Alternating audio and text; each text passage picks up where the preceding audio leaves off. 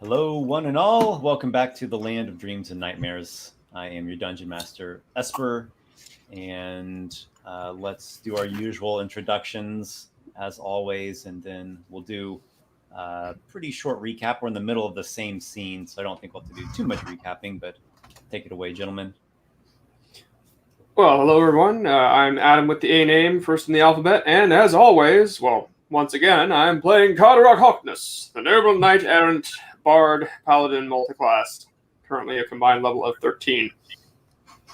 Hello, I'm Nick. I am playing Arlen, the necromantic wizard, who is a level 11. I'm half a level or half a milestone away from level 12, and Esper didn't give it to me. I'm very mad about that. That's okay. We're gonna get into it. I'm gonna get my level this time.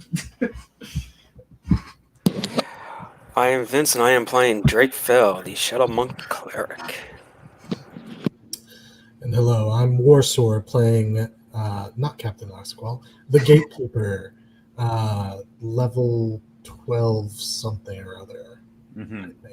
Also with the party is Dignahar, dwarven crossbowman, who is capable of a few things of his own, though he is not at your legendary type status. He's done more damage to the Merilith than we have. I mean, he can shoot. Yeah, he can shoot pretty decently. Well, it's all thanks to your magic weapon you cast. Oh, that's true. Yeah. Otherwise, you resist that made a big difference. Yeah, that made a real big difference. Arlen coming in clutch with the magic weapons. All right, so our idea is that Adam will continue running Dignahar. You've got the character sheet. I can propose. I can throw out suggestions if you kind of come up at a loss of what he might do. I feel like I know what he does, but all right. And hello, Christopher, our esteemed archivist. All right, here we are. You all are in the midst of a tense encounter, and it's been going on for a while now. And this is Shaytanqarra, cave, demon lair, and this faint glow is an effect that Drake produced that creates dim light. It did not have quite enough potency to overwhelm this field of magical darkness. This other sphere is a tiny hut, a magical hut that Arlen has produced, which has served to great effect a couple times already. You've produced it very close to this bubbling blood pool of demonic origin, which Gatekeeper, you have surmised that this is a gate between the mortal world and the realm of demons, the abyss, though it is not an open gate, as very few gates truly are. You think that a price needs to be paid in order to get someone through the gate, whatever way, either into the world or back into the abyss. And the greater the entity, the steeper the price, paid either in magical components or in blood sacrifice.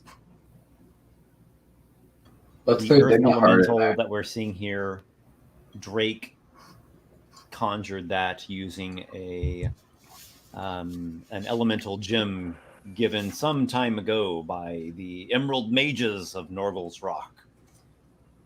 How long does the elemental last, Drake? 1 hour. So after a short rest. So he's now right now going after the Merilith to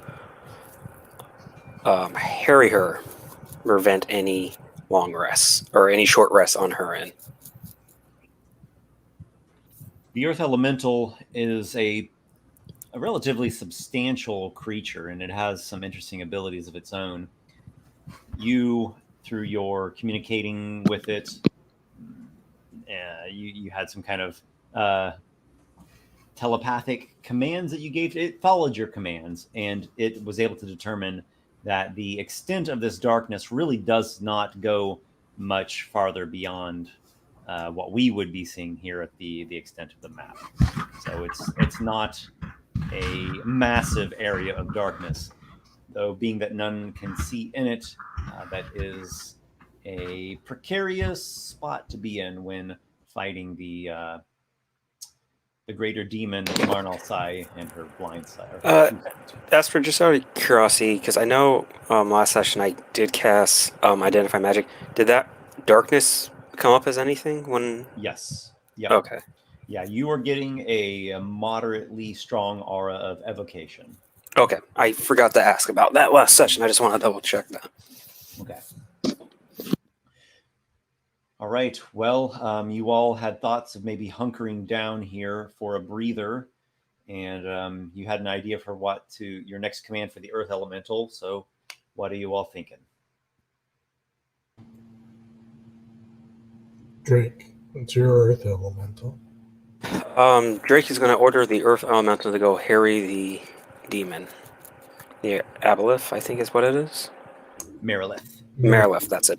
Marilith. Marilith. So it's just going to constantly keep chasing her around, preventing any short rests of any kind. Mm-hmm. While staying in the Earth.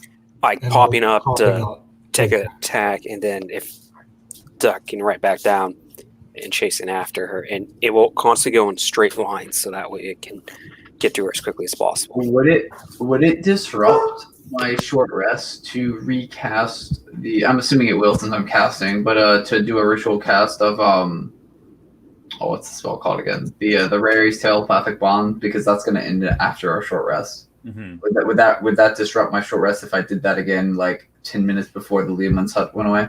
Well, you can't spellcast and rest simultaneously, but maybe you could do that right before or right after resting. It would make it rest like 10 minutes longer. Okay, I'll wait to see what happens then after the hut ends. Yeah. Drake, you give the Earth Elemental the command to go forth, conceal itself in the rock, and attack the Marilith. And it obeys your command unwaveringly, and it melds in with the stone of the cavern. And you see it, as it trails off this way. You can't see it any longer, having melded itself with the rock, and then, of course, into the magical darkness. And some time is going to go by. Why don't you roll something for the Earth Elemental? It sounds like what you've wanted it to do is ambush the Marilith. It's to do any sort of attacks against it. Okay. Why don't you roll a stealth check for the Earth Elemental? It's actually at -1, but... Okay, so that'd be an 18 then. 18? Okay. Yeah. All right, well, 18 is a pretty nice score. Make an attack. He might actually have 2 attacks. He does. He has multi-attack. Make 2 attacks with advantage. They're +8 to hit. Okay, I just pulled up his sheet so I can look at it as well. Okay. So, advantage. Okay. Oh, sweet. That's going to be 2 26s. And roll some damage. So that's 2d8, so that'd be 4d8.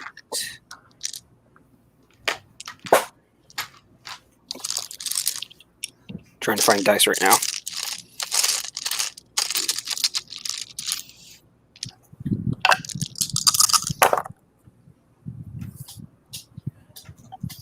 So that's 10, 16.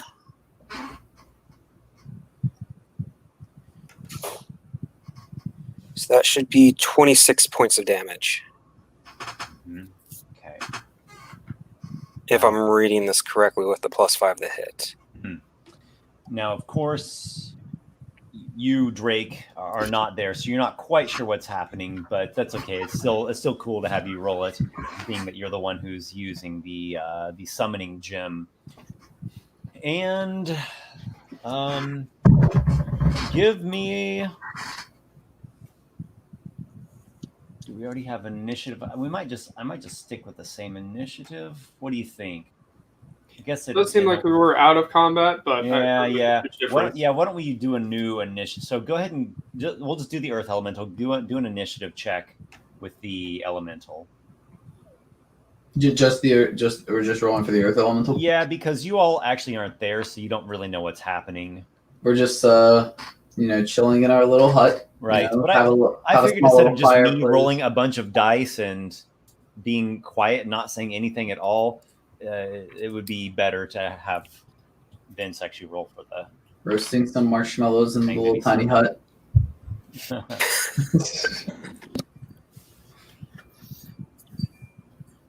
Or what'd you come up with for the initiative? Oh, I need to roll out. Give me 1 second. Sorry. Okay. A plus. I think that's going to be a 7 for him, for the Earth Elemental. Okay. Yes. It'll be 7 on the initiative order.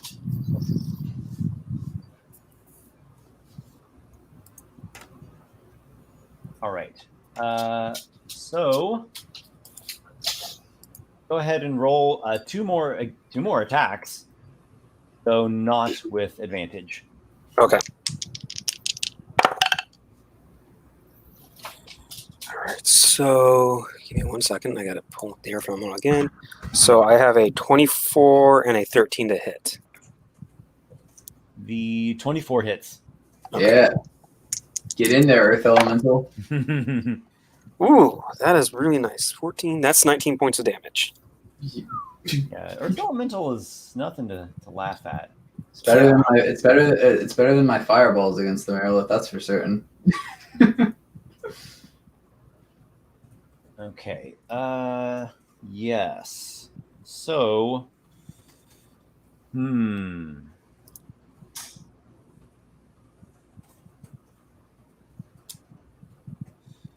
What would she do?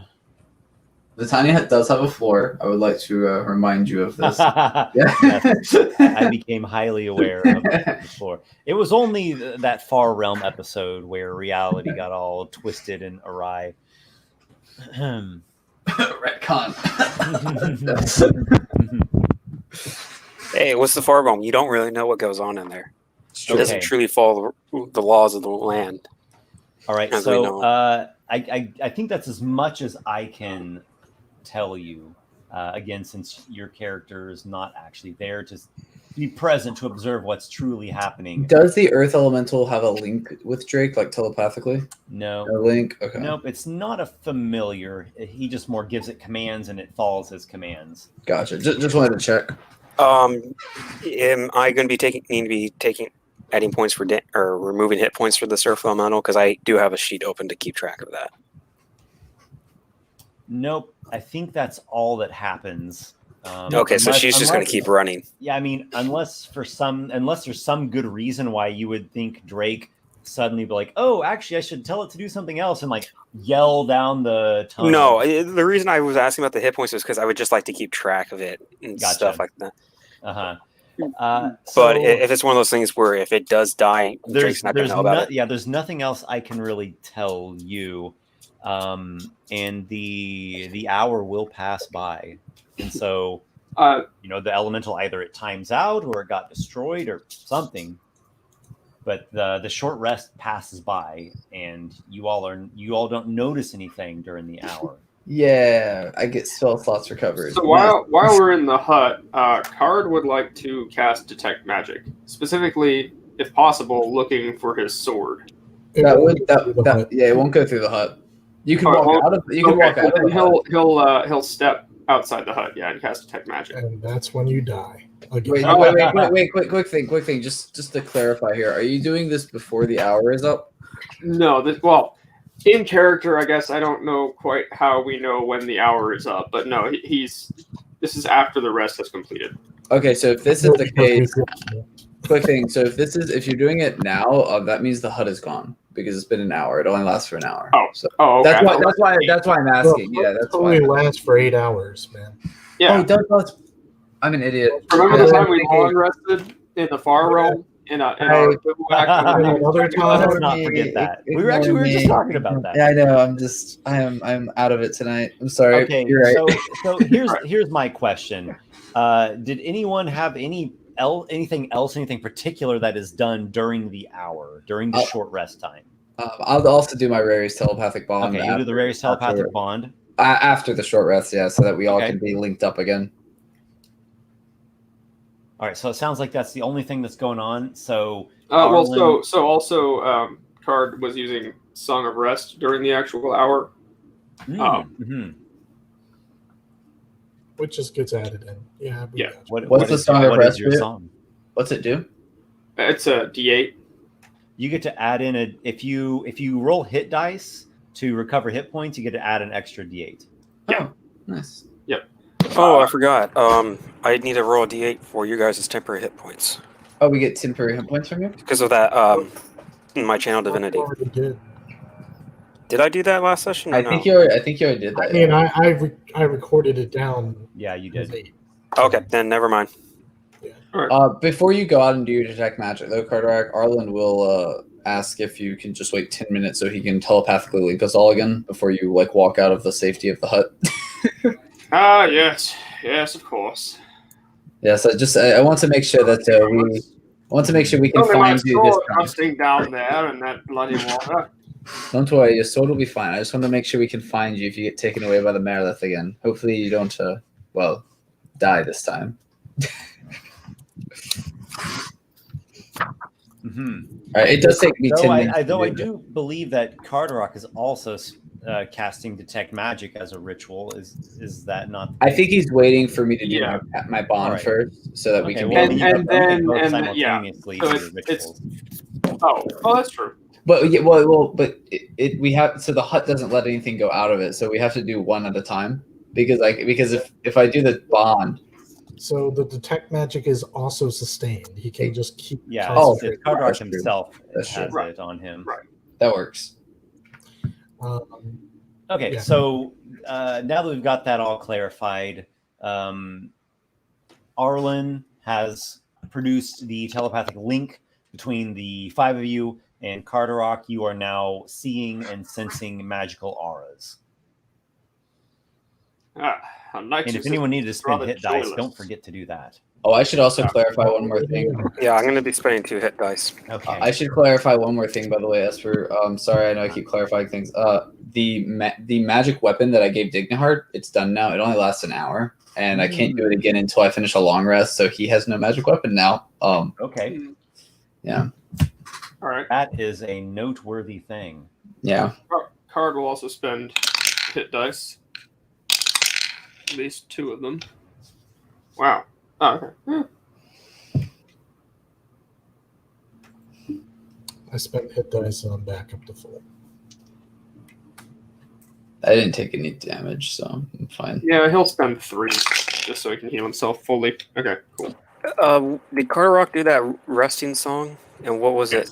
Bonus for it? If you spend hit D8. dice, you get to increase the amount of hit points recovered by a D8. By D8. Okay, so I just roll another D8 then. Yeah. Yep. Okay, so that's just 1 extra point. Hey, sometimes that one. Well, no, so it goes up from 9 to 11 hit points. So are we able to get telepathically linked with the 10 minutes? Yes, Okay, that cool. has been accomplished. Awesome.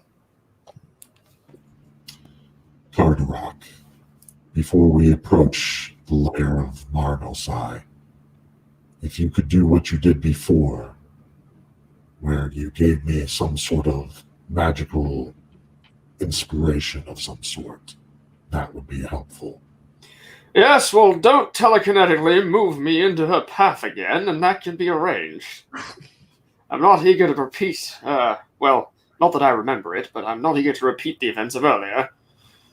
Yes. Go forth and be ye inspired.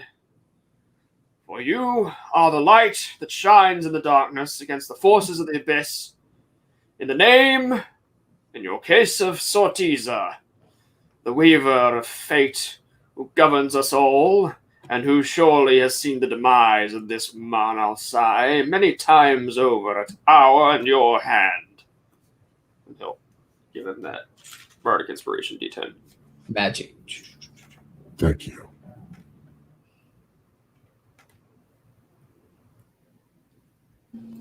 And with that, if all preparations are done, did you want to get your detect magic out of the way, or did you already do Right. that? So, I cast it, but so you said before though you can look for specific items. We established this, yes. In a manner of speaking, I mean, if you know what magic is on the item and there is a aura Right. of a corresponding thing, then it seems to indicate that that's where it's. So Joy, the sword that he has borne for well over 20 years at this point by his side, I imagine is something he probably would recognize if it's anywhere nearby. Yeah, probably so. You would get an aura of transmutation. I think would it's. get. So does that imply it is not nearby? I guess you'll just have to find out. Oh, So detect magic isn't giving me that? It's a 30-foot. It's only 30 feet. Yeah, it's only 30-foot 30 radius around you. Okay. and you know that it's like 30 feet down to just the level of the blood. Oh, then it is? 20 feet Okay. down to the bottom of the blood.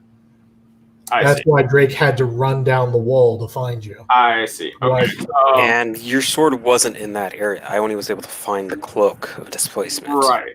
Watch her use your sword against you. I honestly wouldn't terribly be surprised, although I also imagine I imagine out of character that it's near where he went down, just in the blood where it was dropped. Probably. You never know.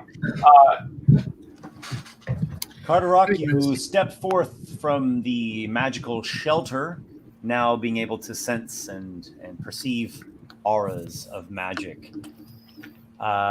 Do you have anything specific that you're doing? Any place you are going and checking? Are you jumping into the toxic blood? I'm Yes. certainly not jumping, and I'm also not getting anywhere near the darkness, but I am probably going to sit on the ledge, and I don't know if it radiates down from a particular body part, but just sitting on the ledge and shuffling along to try and see if maybe it's down there, and if I could detect it without actually going in. I feel like this is the intro to a horror movie where your legs are dangling off of a cliff. Also, and something's again, going to staying grab well you. away from the darkness, Okay. well away from the darkness. Okay, you stay a good distance away from the We're darkness. just gonna watch Card get pulled into this bloody river. Now, Carderock, it is a 30-foot drop down to the surface of the blood, and the blood itself goes down to a depth of, I'm trying to remember, I believe it was 10 or 15 feet down. Oh my gosh, I have notes of it somewhere, and Gatekeeper. Oh, Gatekeeper, tell me, that telekinetic push or lift of yours, would I be able to employ it for a moment? Perhaps we should save our spells and magic. I thought that you wished me not to do that on you again. Well, in a different manner. I think we should proceed and kill Marnalsai before we put ourselves in further jeopardy. Yes, well, Honestly. I think you are right. Carderock, But this sword is awfully small. Carderock, We're wasting time. I understand your want for That your we blade. can is another that she uses to prepare. Yes, quite. We should press forward. Hers is our first priority. Ending a miserable existence in this plane of existence. So, I'm going to step forward and we're going to move towards the shadows, I guess, right? Oh, before Yeah. we do that, Arlen will ask, has anyone figured out a way during a short rest to deal with this darkness? No, there was no way. We trust me. We went over that last time quite extensively. Yeah, I was just just making sure because with your cleric spells and stuff. So. no, I'm currently stuck at level 2 spells. Well, no, I was talking to the Higher gatekeeper. than that. I was talking to the gatekeeper, but yeah. Yeah, gotcha. Um, I will, however. Let's see.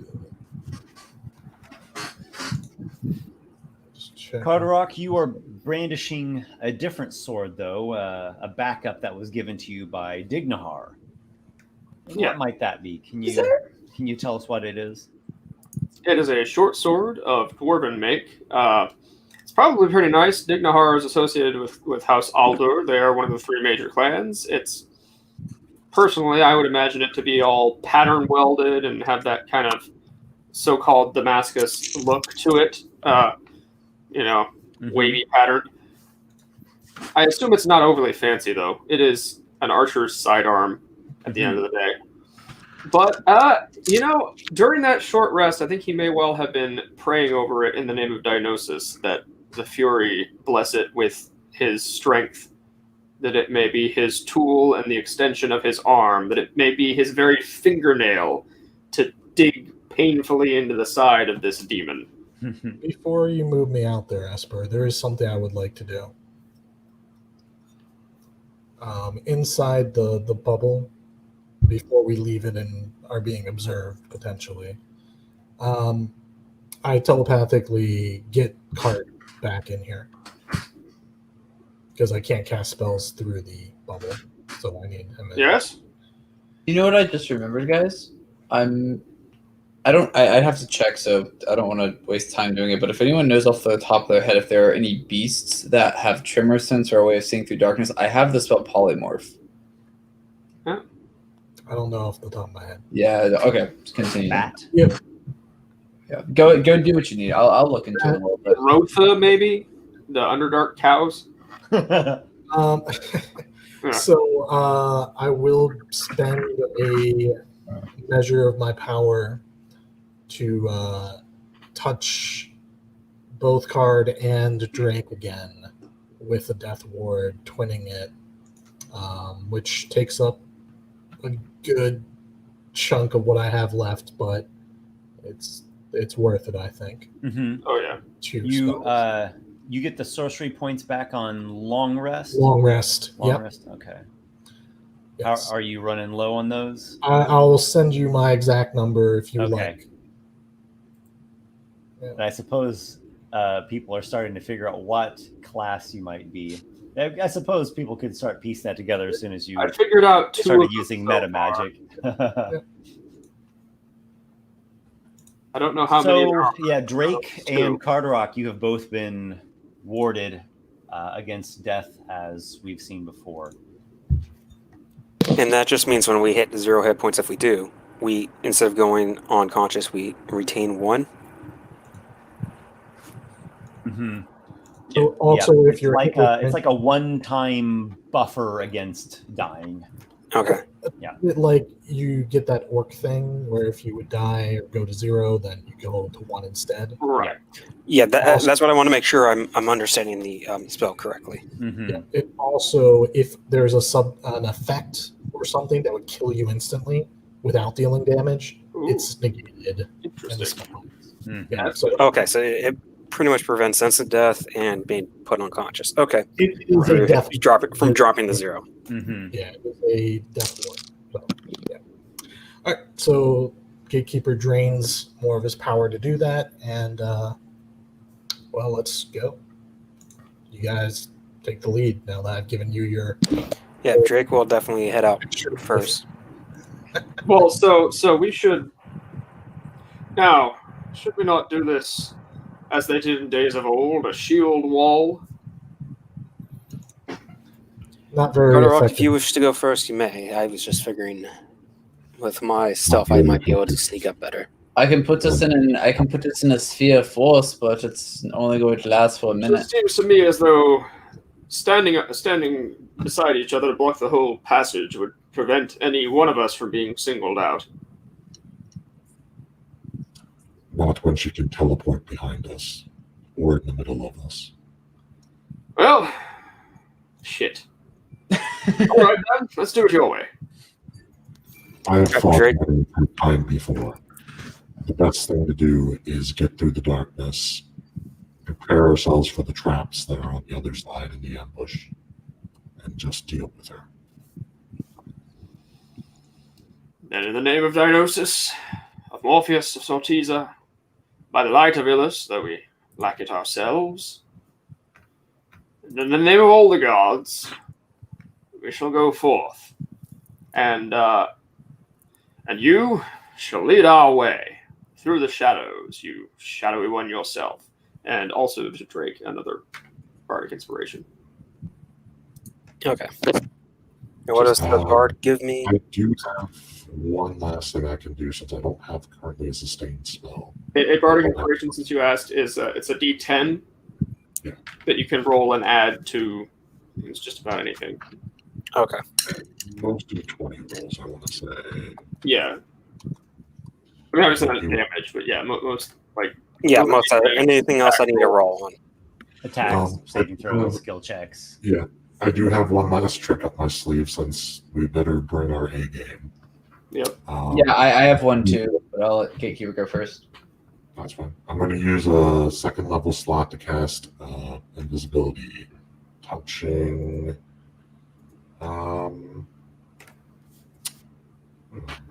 I like that it's the Gatekeeper in character saying that. I am going to use. I forgot I left that on. Yeah. Let's see. Visibility. Who would benefit most from this? I feel like Arlen. Don't want. She's going to target the weak spots. So Arlen and Dignahar are who I'm worried about most. Right. Since I've covered card, if she goes after our shields, she'll hit her head against the shields. It would be pretty. So for me personally, it'd be nice because it ends if I cast any spell. If you cast any spell, yep. But that could give me a chance to do haste without getting attacked.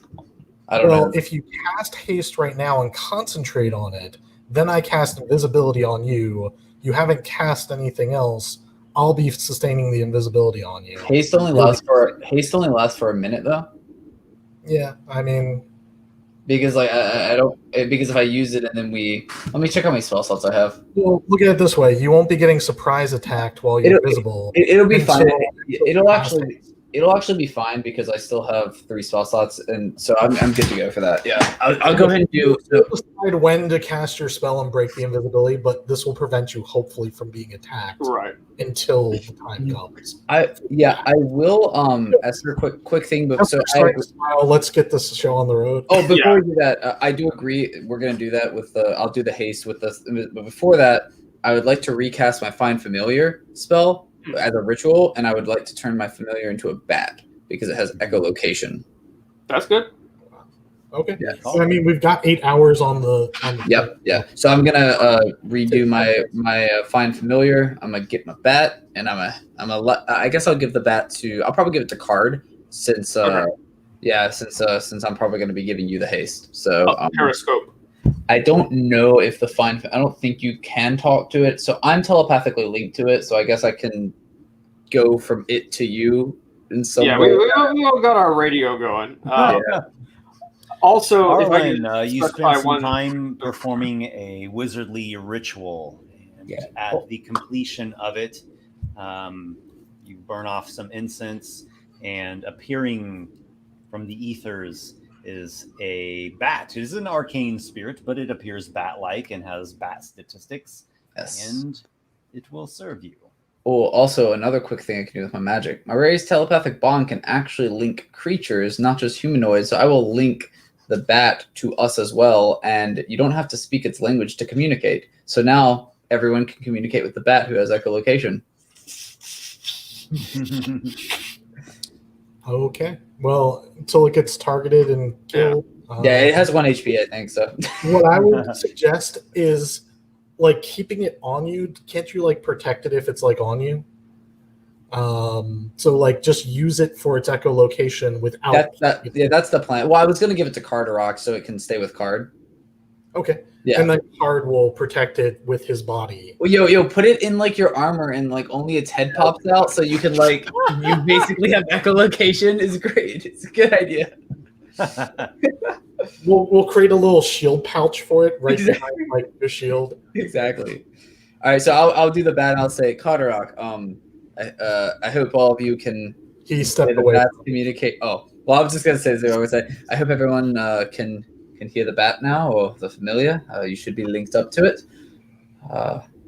Oh, actually, you know what? Wait, does it have an intelligence score of less than 2? It does. Oh man, does the bond not work? Oh, it's not affected. Sure. Yeah, it's too low. Yeah, it has to be. It has to be higher than 2. Yeah, so we can't link up with the bat. You, Arlen, you I'm are still linked linked, with the bat. So Yeah, so I can relay. and you are linked with the rest of your party. So there's a relay going on that. Yeah. I think that Pretty could be fast. helpful. So I can relay, yeah. Okay, well, I'll go ahead and do the. I'll concentrate on regarding the fragile makeup of the bat. There really is not anything in the spell that makes it immune to damage if it's on your person. But I mean, if it's going to be utilizing Carderock and his armor, I would give it some kind of cover. Yeah. Okay, cool. I mean, it's also, you have to know it's there to target it. So unless she's specifically looking for a bat. Yeah. And I'd be doing I'd be doing all this within the tiny hut, so there'd be no way of her figuring out what we're planning here. Until things hit the fan. Yeah. All right. All right, so let me make sure I've got everything understood now. Let's see. Arlen has everyone telepathically linked, and he has a bat familiar, which is clinging tenaciously to Carderock's armor. Yep. And then Gatekeeper has placed Death Ward on Carderock and Drake. And Carderock has Dwarven Short Sword and has Detect Magic. And then Arlen has cast Haste onto Carderock. And then Gatekeeper has cast Invisibility onto Arlen. Hang on. I didn't think that you cast Haste yet. I thought you were going to do that. Yeah, I'm gonna go ahead and do it because I'd rather have the invisibility with me, so that unless you think that we should wait, I have 3 spell slots still in that range, so it won't be too bad if we lose. I can still do it again. Okay, sure. Then we follow that plan. I cast invisibility as soon as it casts haste, and we go. All right. If I could specify one last thing, Card is walking as near as possible 20 feet exactly behind Drake. The thinking being that if she suddenly teleports in the midst of us and attacks one of the 2 of us, she is not then in range to also attack the other of the 2 of us on that same turn. Okay. And does anyone happen to have a magic weapon that Card could take? It's fine. He with. It doesn't really matter that it's not magical because usually you have smite, yeah. Yeah. He can more than make up the difference by smiting. Yeah. Oh, you know what? That is magic with Radiant. Was that greatsword that I had for my skeleton magical? I doubt it, but it was the one that I had. I don't think it was. It only did 2d6, but just to you should record that. If you don't know that, I'd say as a DM that it's not. Although if you're offering it, Card will take it. This is a great sword. He can use it. You can have the greatsword. Yeah. Well, it is bigger. But then you can't use the shield. Is it worth it? That's true. He'll actually. I think Aaron will throw the shield. This will all have happened during the tiny hut. It is bigger. You all are planning and strategizing, so I'm not going to knock that in the least. But anyway, I think you're ready. I think we're good. Yeah, if you don't want the greatsword, she's already dead. We're able to keep our arms. It'd be hilarious. There's just an earth elemental standing there with everywhere. Okay. All right. So let me understand this. The order that you all have gone in. Drake, you are at the lead. Yes. And then there's like a 20-foot space, and then there's Carderock. Like enough space that she wouldn't be able to hit both of us at once. I don't know if that's 20 feet or what that is, but okay. Yeah.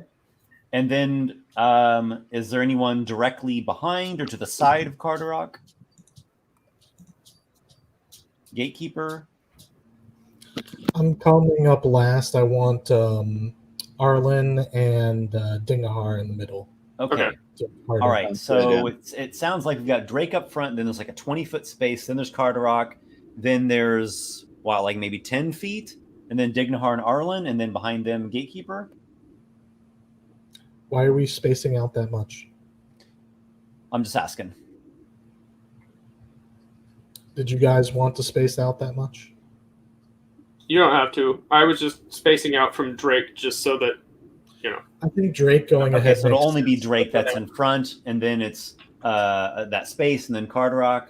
then Dignahar and Arlen, then Gatekeeper. Right. The rest of us are all like an attack together blob, and then Drake is a scout. And But not so far Carderock, ahead. you have haste for 1 minute. Also, quick thing. I'm sorry to keep adding things. One last thing, and then I'm done. I'm also going to do a ritual cast for Unseen Servant because more targets for the Merilith to attack is better. So I'm going to make an Unseen Servant. All right. It can't attack, but if maybe I can tell it to do something that'll be helpful with a bonus action. So. All right there, little Batty. I hope you can hang on. I can do that as a ritual, and it lasts for an hour. Okay, so you put out an Unseen Servant, and you also had a bat. I guess I'll also cast my water breathing ritual just in case. I'll just do all my rituals. Just buff us as much as possible. You can't do all your rituals now. Okay. Whew. You all proceed forward. You step into engulfing darkness. And for a moment, there is naught but the patter and clink of boots and feet and armor. And you pass through to the other side of the darkness. And the tunnel that you're in is curving. We'll call that 1 round of haste. Are we, by the way, supposed to have the map? Because it's currently not showing. We can't see anything. We can't see anything. Well, that's perfectly fair. I just was wondering. Speaking of that, what is the lighting situation?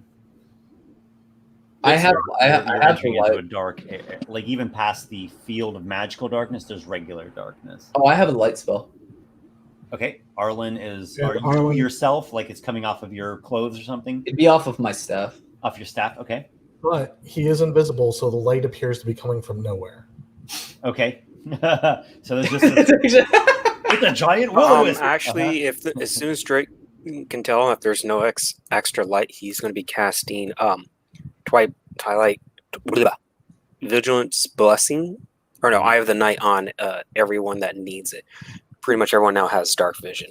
Okay. So Yeah, I won't do the light then if we have dark vision. Okay. Yeah. Yeah, it's one of his unique things Drake can do. He can grant because of his cleric domain. Crazy elves. Nice. Drake calls upon. Yes, that's his elven Lord magic. of Dreams and puts a Twilight blessing upon everyone. So you all have the dark vision now.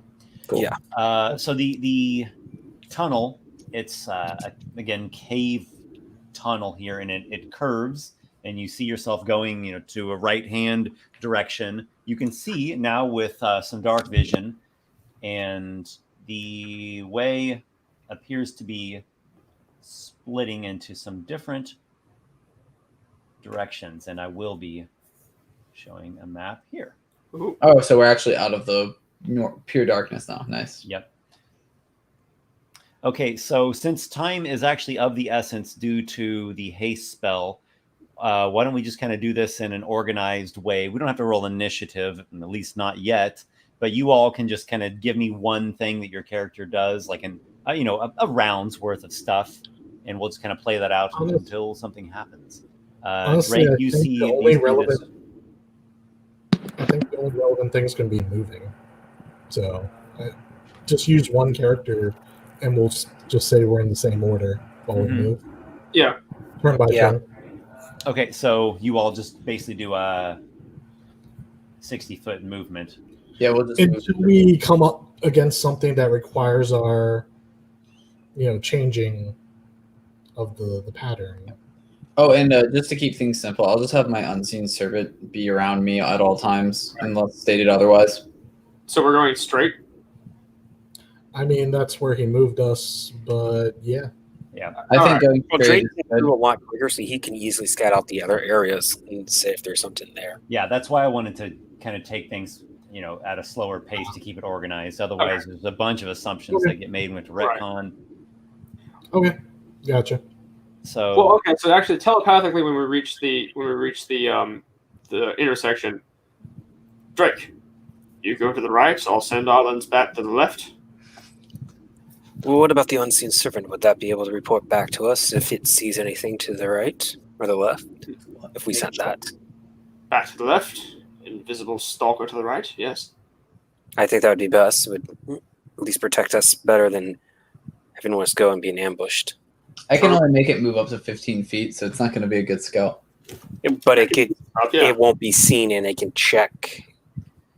Yeah, I'll use it as a scout if possible. Yeah, I can move my unseen servant around. Okay, so the unseen servant is a bit slow. The bat, of course, is a bat, so it flies pretty quickly. And you send each in one direction. Is that what I'm getting, Arlen? Yeah. Okay. And the unseen servant, does it just speak? Just a regular voice? It says that let's see. It actually doesn't say anything about. Unseen servant might not have a voice. Yeah, I don't think might it just has follow a you. voice. Yeah, I think it just follows by commands. It says that it just performs the task to the best of its abilities until it completes the Okay, task so and waits. Yeah. Not actually a creature. Mhm. It's Okay. just a. It's like an force. arcane conjuration. Also, I want to make sure it's never with it 60 feet away from me because that'll make it go in the spell, so it can't be within 60 feet from me. Okay, well, I'll leave that up to you to make it not go too far. You send it this way, and for whatever it's worth, it goes that way, and the bat goes this way, and you stone in air. Stone in air. It's going after a gnat or something. Drake, front of you there is some worked area. It's an old, decrepit some subterranean structure. Let me double check something. I don't think I can do it at this level. I think I gotta be higher level, but I want to just double check. I might be able to cast invisibility on myself with the key. Mm-hmm. Nope, I need to be higher level. Okay, never mind. I'm gonna trying to stealth up a bit, just hugging the walls and the outcroppings and get a better look ahead. Should I roll a stealth check? Something like this? Yeah. Okay. Hold the stealth roll, but I might ask for it at some point. The way ahead looks to be some manner of crypt, but it looks like an old place. It has a reminiscent architecture to it. Yes, you've actually seen a place like this before. Dirge Tor. This was when not in Dirge Tor. You saw a place like this below the playground. Mirgraf Mine. Yeah, Mirgraf Mines. You've been in some places that were aligned with Orcus and his followers. Oh, and the only other person who's going to recognize this is going to be Carderock, and so he's going to be going after Card. Yeah. Gatekeeper. Did Orcus have any strongholds in this area? What are you speaking of? This is his stronghold. Well, this looks like a tomb, and much of the architecture reminds me of a place that me and Card found that was a temple almost to Orcus. With the serpents? Yes. I don't see any creatures at the moment, but it reminds me too much of that place. We're coming to you. Remain where you are. Yeah, very well. Should be there shortly. Mm-hmm. And you all know bits of history, and Gatekeeper would know even more because he was around back then. There was a big fight against. Well, we knew about the fight, but the question more was, did Orcus have an actual stronghold here? Because this isn't something you would see without there being time for it to be built. No one knows, and Gatekeeper included here, no one knows of Orcus actually being in the world, trying, and part of his horde. Yes, that's what the Gatekeeper fought against. He was in the world because he was slain. Remember? Okay, Sortiza. Yeah. Okay, so I misspoke a little bit there. Yeah, that's right. You know this. You know that the cults of Sortiza, the Weaver, and Illus the Lantern both fought against Orcus and his horde many centuries ago in the Age of Cataclysms. And for the most part, they were defeated, driven back, or sealed away. This location that you're at obviously is some sort of lair for some of the most powerful thralls of Orcus, the Blood Lord. Do you think that he himself might still be lurking here? You certainly hope not. No. It's an old foothold that he had in the world when he was in the world. Well, since we are moving up toward Drake's, I'll go ahead and bring my unseen servant and Bat back to us so that they are next, so that they can be with us as well. Okay. I think your unseen servant's going to fall behind, honestly. Yeah, he's going to go. He's going to eventually go away. We can just ignore the unseen servant. He won't be able to keep up with 15 feet. Yeah. All right. So we're in round 4 of haste. Thus far, things are still and quiet. There's an old, musty odor emanating from the crypt. And somewhere far off, a faint stench, a wet and fetid smell. So, beginning of round 5, I think Drake goes scout it out. All right, so Drake is going to... Esper, can you zoom out a bit? Because I can't tell how far Drake is able to actually see. I think that's kind of like the extent of what he can. That is. Yeah. All right. He's going to head up to the right then.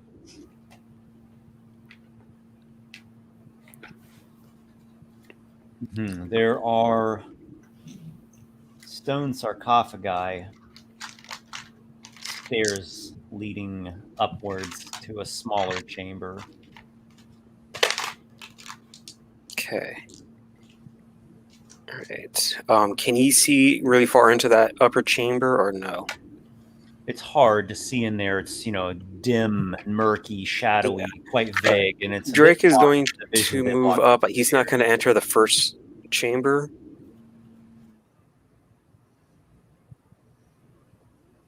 You want to go into here? No, just before that room. Now would that give him a better view into the other room above?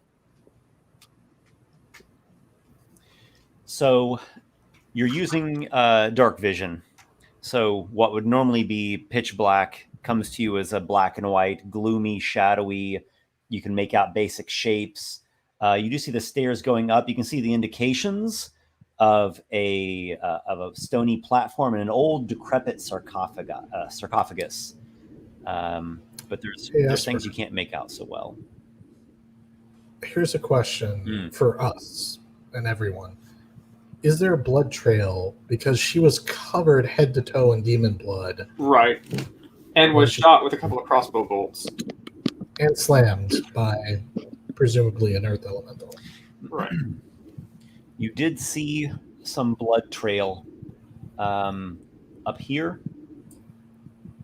Yeah. Spatters on the ground. Yeah. And then it abruptly again here. Okay.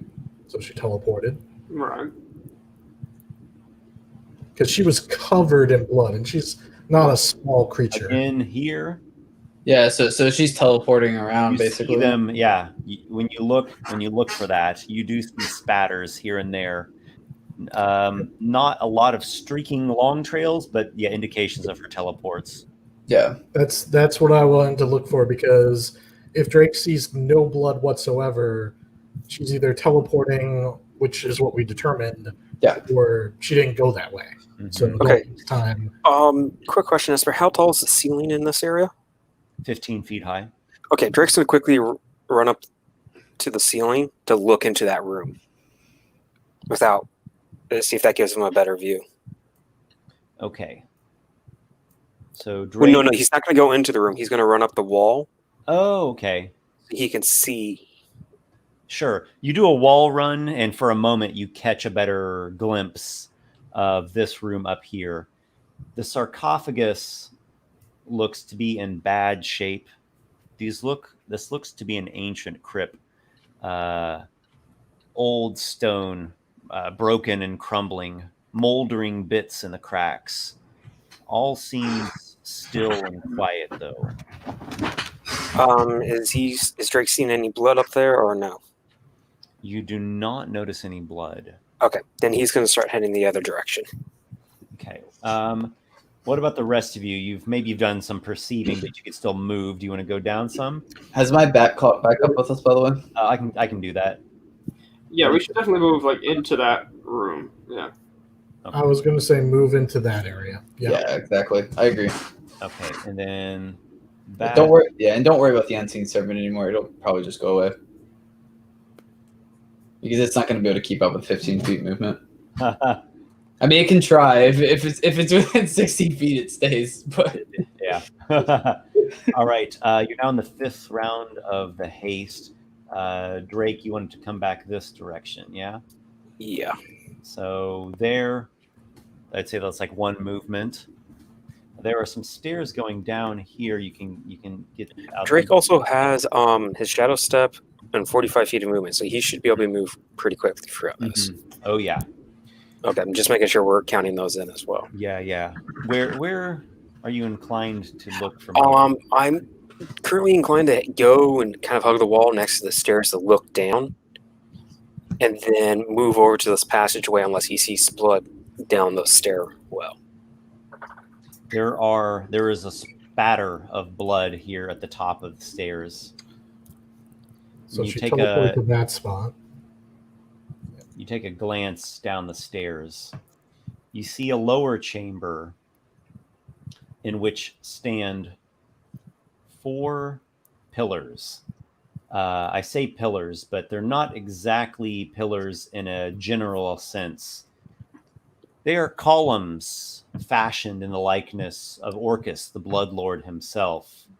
A ram's skull for a head, a muscled body, demonic claws, wings, holding a scepter with a skull atop it.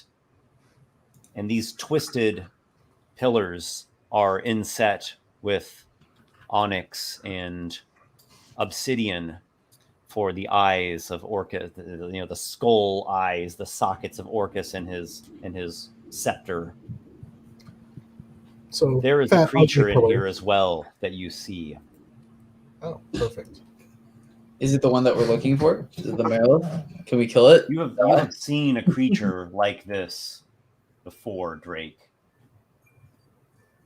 A skeletal thing, serpentine, but with a vaguely humanoid head. Oh, it's the thing that he killed all this time. It's here for revenge, Drake. It's gonna get you. It clacks. Bone Naga. It clacks its bony jaws, and there is a ripple of some fell abyssal effect through the pillars. And why don't we go ahead and actually roll initiative there?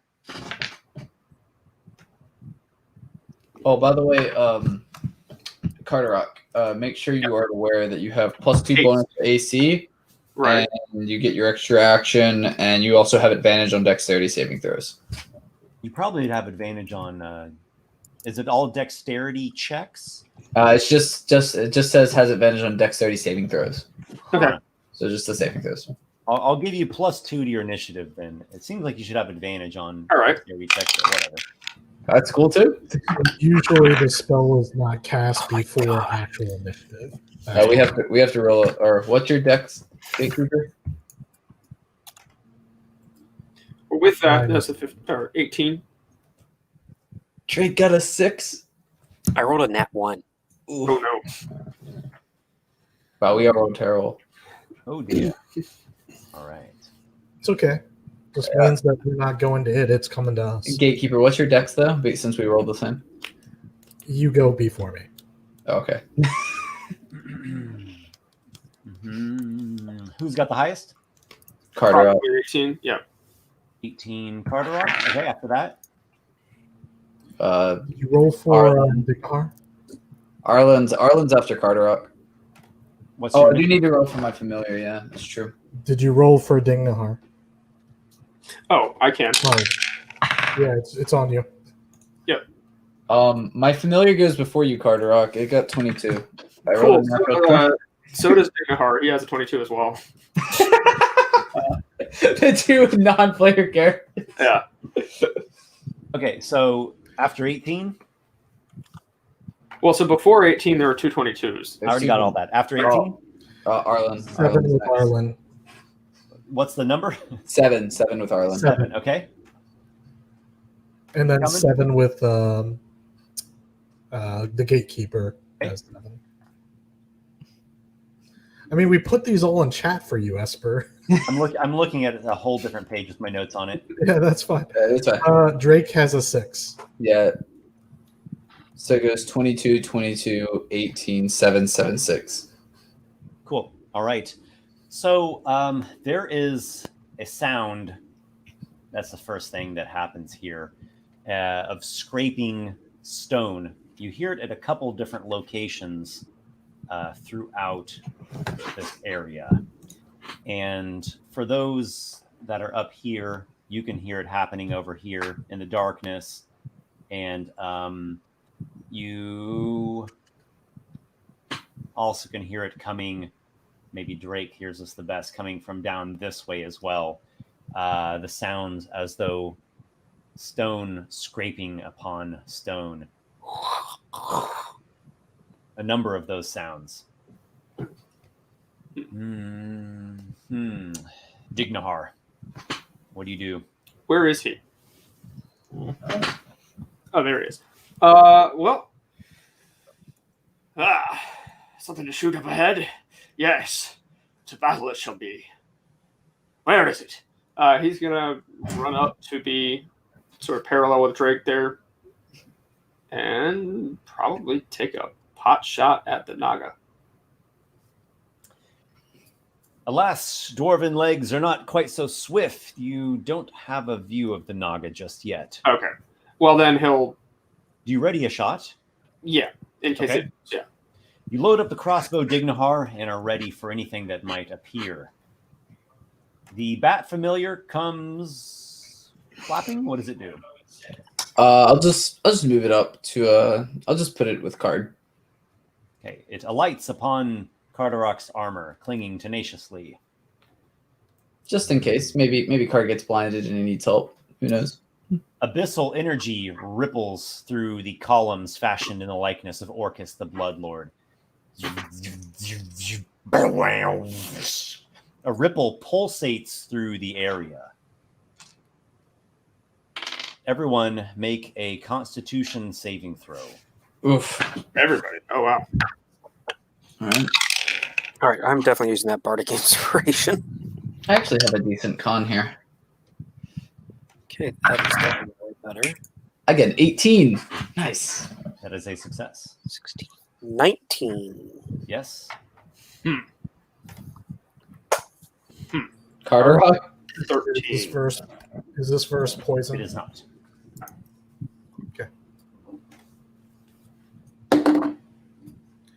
Natural 20. Right? Good. Carderock? 13? 13 is not successful. Dighar? Oh, right. Not good. Not good. Not 7. good as well. Okay. Also, if relevant, the bat got a 2. Okay.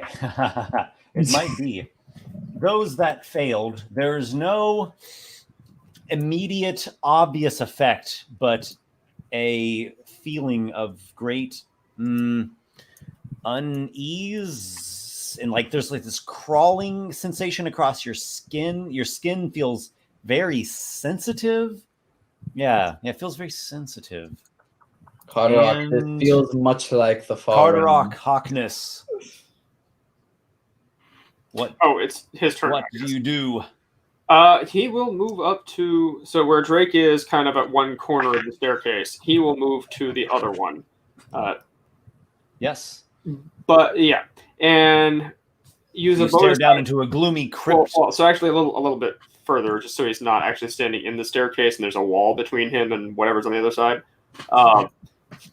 And we'll ready with a bonus action his defensive stance to be like the mechanically it's the tunnel fighting style. Mm-hmm. You do have an action that you can use still with the haste if you want. True.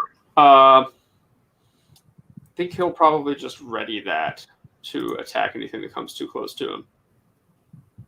Okay. And although I guess did he get a glimpse of what's inside? I don't think you can quite. Your Okay. movement probably gets you to about like right there. That's fine. Yeah. And Drake, what you have seen this before, a bone nog. You actually slew one of these things and released it from the grip of undeath. It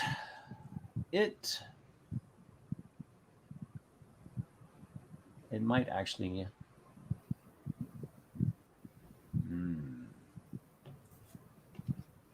What round are we on, by the way, for haste? This is in the 6th round of haste. Okay, so that's been 36 seconds. All right. I'm going to keep a tally somewhere on my character sheet. Yeah. Okay. It does see Drake right there. Its jaws clack, and it utters some incantation, and there is a tolling sound as though a grave bell. Make a wisdom saving throw, Drake. Huh. It's almost like we've seen the spell before. Okay, give me 1 second.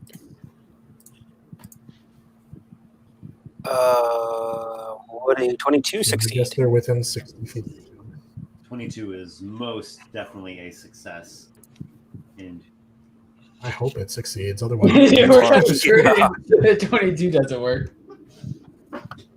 you are not. Oh, also, by the way, just to let you know, so Card right now, his speed is doubled.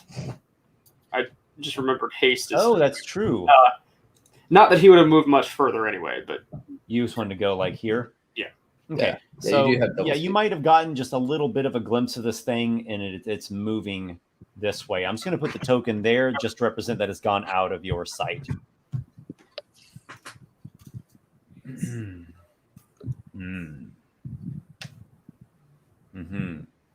Okay. And Arlen, you are a bit of a ways back, but it appears there is danger up ahead, and you're hearing movement and stones scraping over here. you're And still, I'm still invisible, yeah. I don't really want to cast anything right now. Yeah, I don't want to go uninvisible. So I guess I'll just support yeah, exactly. That's what I'm gonna do. I'm just action or something. yeah, I'll how does the help action work exactly? I don't really ever use that action. Know that Yeah, you're you go connected next to the person that you're helping, and you help them do whatever it is. If it's a skill, I'll have you roll the skill against an easy DC to try to give. I guess I'll actually just help. If it's combat, you can give them advantage. To They attack gave it whatever foe. basically. They gain advantage on the next ability check. Yep. Or, I'll actually, I guess, since I'm next to the Gatekeeper, I'll just help you. I'll just stick with you. Okay, so we'll say it's like you've readied help, and if it comes up, you can use that to whatever means that you want to apply it to. Yeah, I guess I'll move a little bit to the left as well. Like, honestly, I would just move. I wouldn't bother with the help this round. yeah. Yeah. I'll move further then. I'll move kind of. Actually, that's fine where I'm at. I'll just stay there. That's fine. Okay. Yeah. Invisibly, you step over there, get next to the wall. Drake fell.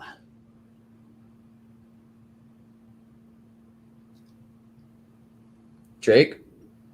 Don't you mean the Gatekeeper? Oh, yeah, it should be the Gatekeeper's turn next, right? Oh my Yeah, god! Yeah, actually, it is Gatekeeper right after Arlen, then Drake. Yeah. Move the map up to where I am a little bit. Yep. Move me 30 feet as much as I can to kind of get Give me like 30 feet, yeah. And more to this way, to the left. Yeah. Yeah, like right there is good. And then ready in action to cast Firebolt at the first enemy that I see.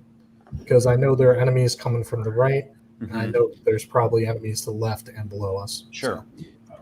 One thing, when you ready a spell, you're concentrating on it.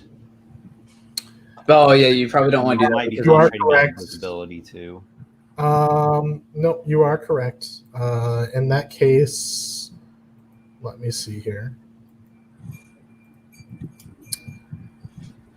If I had a ranged attack, I could ready that, but I don't have any weapons. I don't know if it matters, but like, would it have, this is a little bit of a retcon. I could have given him a crossbow, like because we planned with the invisibility. Nope, not retconning it. Not retconning it. Okay, good. I will, however, I have daggers because you start with 2 daggers when you have a certain class. Mm-hmm. And I guess I just had them on me this whole time. They were just tucked away in my pockets. So I'll Hit it just inside your arms, where you just like flick and then you're suddenly in your hands. I just pop one out, and I'm ready with an action to throw a dagger Okay. if I see an enemy, I guess. Okay. That works. And It's now something. Yeah. it's something, yeah. And now, Drake, do you brave this gloomy lower crypt filled with pillars of Orcus? Do you go elsewhere? Drake is actually going to go up to the left. Because he knows the thing went to the left, but doesn't want to go into that room specifically. Up this way? Yeah. Why don't we shadow step to get that 60 feet? Okay, so first is the shadow step. Yeah. Okay, that'll get you to there. Out there. Okay, so then I'll use basic movement to move to the corner to look down. So that's 12. Okay. So there's something down there. Seems like it's also connecting with this lower chamber and another one of these ledges with indications of another sarcophagus. So he does not see the creature that fled the room. What is your passive perception? My passive perception is that should actually be a 16. But yeah. I've recently realized that I've been neglecting passive perception for quite some time, and I probably should have been utilizing that, but whatever. Okay, it's come again. It's a 16? Yeah. You do notice something lurking over there, Drake. And it's something that would have been quite easy to miss. There's a creature, a ghostly, shadowy thing lurking over here. Is it? It looks one that as we though found a cloak of shadows with a sinister face, eyes like burning points of flame from some far off, bygone nether realm. Have we faced this thing before? Pretty nasty. No, we haven't fought this. No. This one's kind of looks nasty. more threatening and sinister than a regular specter. Okay. I believe in you. You got Death Ward. You'll be fine. Yeah, I'm trying to think. Just rush in and fight like you always do, Drake. Come on. What's the distance? Drake fell. Esper, what's the distance to it? Maybe 60 feet exactly. Nope, 45. Okay, so I can't get into melee. So Drake's going to pull out one of his, his darts, or his stack on his shirt. Or you could just use your radiant thing. Oh, that's right. I have spells. You said you were always going to use it for. Sacred Flame. Okay, very nice. Sacred Flame. For a Sacred Flame. Yeah. All right, and I believe Sacred Flame specifically says they don't get any benefits from blockage or cover. It's just a saving throw. Yeah, so it's just a saving throw. Gain no benefits from cover. cover can give you advantage on saving throws, dexterity saving throws. In this case, not with this spell. That is a failure. I'm presuming a 12 is a failure. Yeah, that is definitely going to be a failure. Okay, so that is. Give me 1 second. I want to double check how much. And I have a feeling that's not going to like radiant damage. 3d8, I Mhm. believe.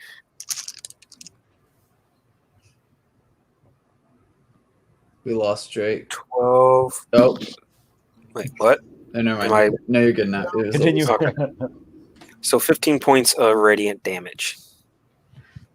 All right. The lurking, shadowy, undead spirit is momentarily overwhelmed with radiance, and it doesn't react like things that feel pain react, but there is a great displeasure burns in its fell red eyes, and it stares as though boring right into your very soul. You still Drake have made some friends. movement. I think you still have like 30 feet of movement left if you want to do that. Yeah. You want to run away? No, charge in. You'll be fine. You have Death Ward. I think Drake is going to hold his position for now, and he'll let them know what he's currently seeing, Mhm. and also tell them he'll be able to shout step back to them if need be. Do you need assistance over there? As of right now, I think I'm good, Card. Hold the line there. Oh, good. Don't be caught alone unawares. You know that thing has 6 swords, right? Oh yes, I definitely know that. I'm sure you could tell me in great detail as well. It might have 7 swords now, Carderock. Drake, you hold your ground Arlen, there? I would hold thy tongue. Yeah. Drake is going to hold his ground. Okay. I forgot this, but we should do it. Carderock, at the end of your turn, you were Okay, actually so it supposed hasn't to make happened a Constitution saving throw to try to rid Oh, right. yourself of that effect that's upon you. Well, I imagine a 5 doesn't do too great. Does not. Okay. Maybe I should have We had to helped check Card. though. Yeah. So yes, the creature with a baleful, hateful glare in its eye comes flying right up to you. There we are. Make a dexterity saving throw as it claws at you.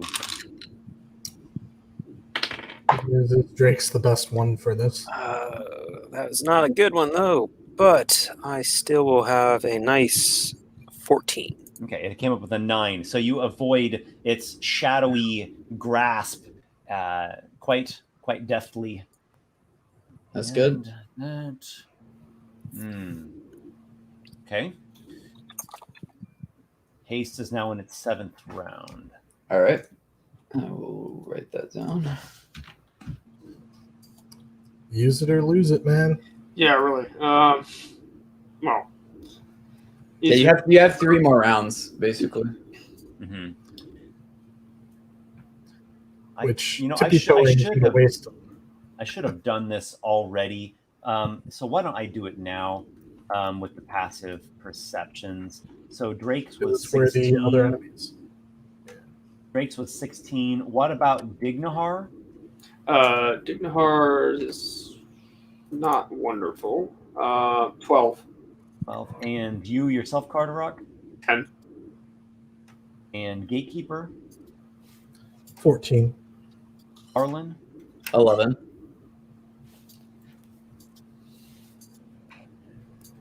Okay. Then we know the bat has some echolocation. So, and then he's with Carderock. Oh yeah, the bat's passive is 11 for the bat as well. Okay, but the echolocation is probably the main thing. It has maybe 30 feet of blind sight. It has 60 feet of blind sight 60 actually. feet of blind sight. Okay, that's Yeah. pretty nice. Yeah, it's actually really good. Yeah. Okay, so this is a stealth 13. So it looks like Gatekeeper and Drake that would notice it. So Gatekeeper, you might alert your allies to this. There are foes. Telepathically. Yeah, there are foes that have been creeping along this way, and you now are able to perceive them. Okay. I knew they were there. Like, I was just waiting for you to announce them when they came into view. Very nice. They've been creeping along, and now they get to within 60 feet.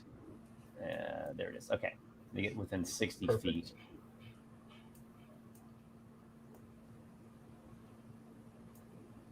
Well, 60 feet is the farthest range on my dagger throw. If I want Hey, to. how about that? Hey, Carderock, you have things to attack now. There you go. There are vampires coming through this corridor here. Old, fetid ones. Actually, I don't even like these. These are not the right tokens. They're, fetid, rotting, emaciated things, elongated fangs. These These are look skin like and awful, bone. awful things. Just driven by, driven to the point of insanity through bloodlust and deprivation. They come into your dark vision there, Gatekeeper. You have a dagger in hand. Maybe instinctively you throw it. Yeah. I doubt that I'm going to hit anything with disadvantage, but maybe their AC is not that great. Maybe you roll 2 natural 20s. You say that. I roll a 19 and a 18 on the dice. You have hit. So, this one here. Yep. And what's funny? I know that they're probably resistant and all, but I just did 5 points of damage. Hey, let's go. Indeed, they are resistant to that. With a dagger. Yes, indeed, From 60 feet. it does resist it. Okay, I'm so just picturing, like, oh my god, that's such a throw, like a 60-foot throw. yeah, 60 with the dagger is something. Yeah. And a hit. You're bringing out your inner Robin. It's great.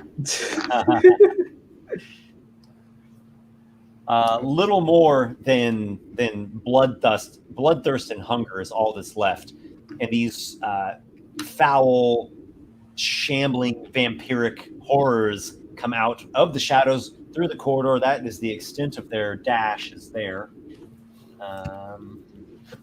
and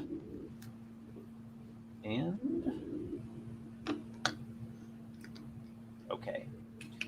Now we're going to turn our gaze upon Dignahar. I believe you actually had a readied shot. Indeed. So you could have used that as well before it came up to your turn. Perfect. Perfect stimulus hits, which is a tall assumption, given that attack roll was, okay, actually it's not terrible. It's a 14. 14? Yeah. The creature narrowly evades the shot. Unfortunate. And they are stalking you all, and it's actually your turn now, Dignahar. They're coming right at you and Gatekeeper in this general direction. He will do that again, twice, because it's an attack action, and he's a fighter of 5th level or higher.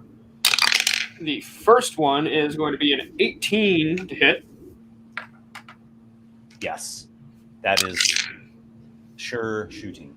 It's going to be 10 damage. Mm-hmm. Okay, so it Doesn't he that. have maneuvers or something?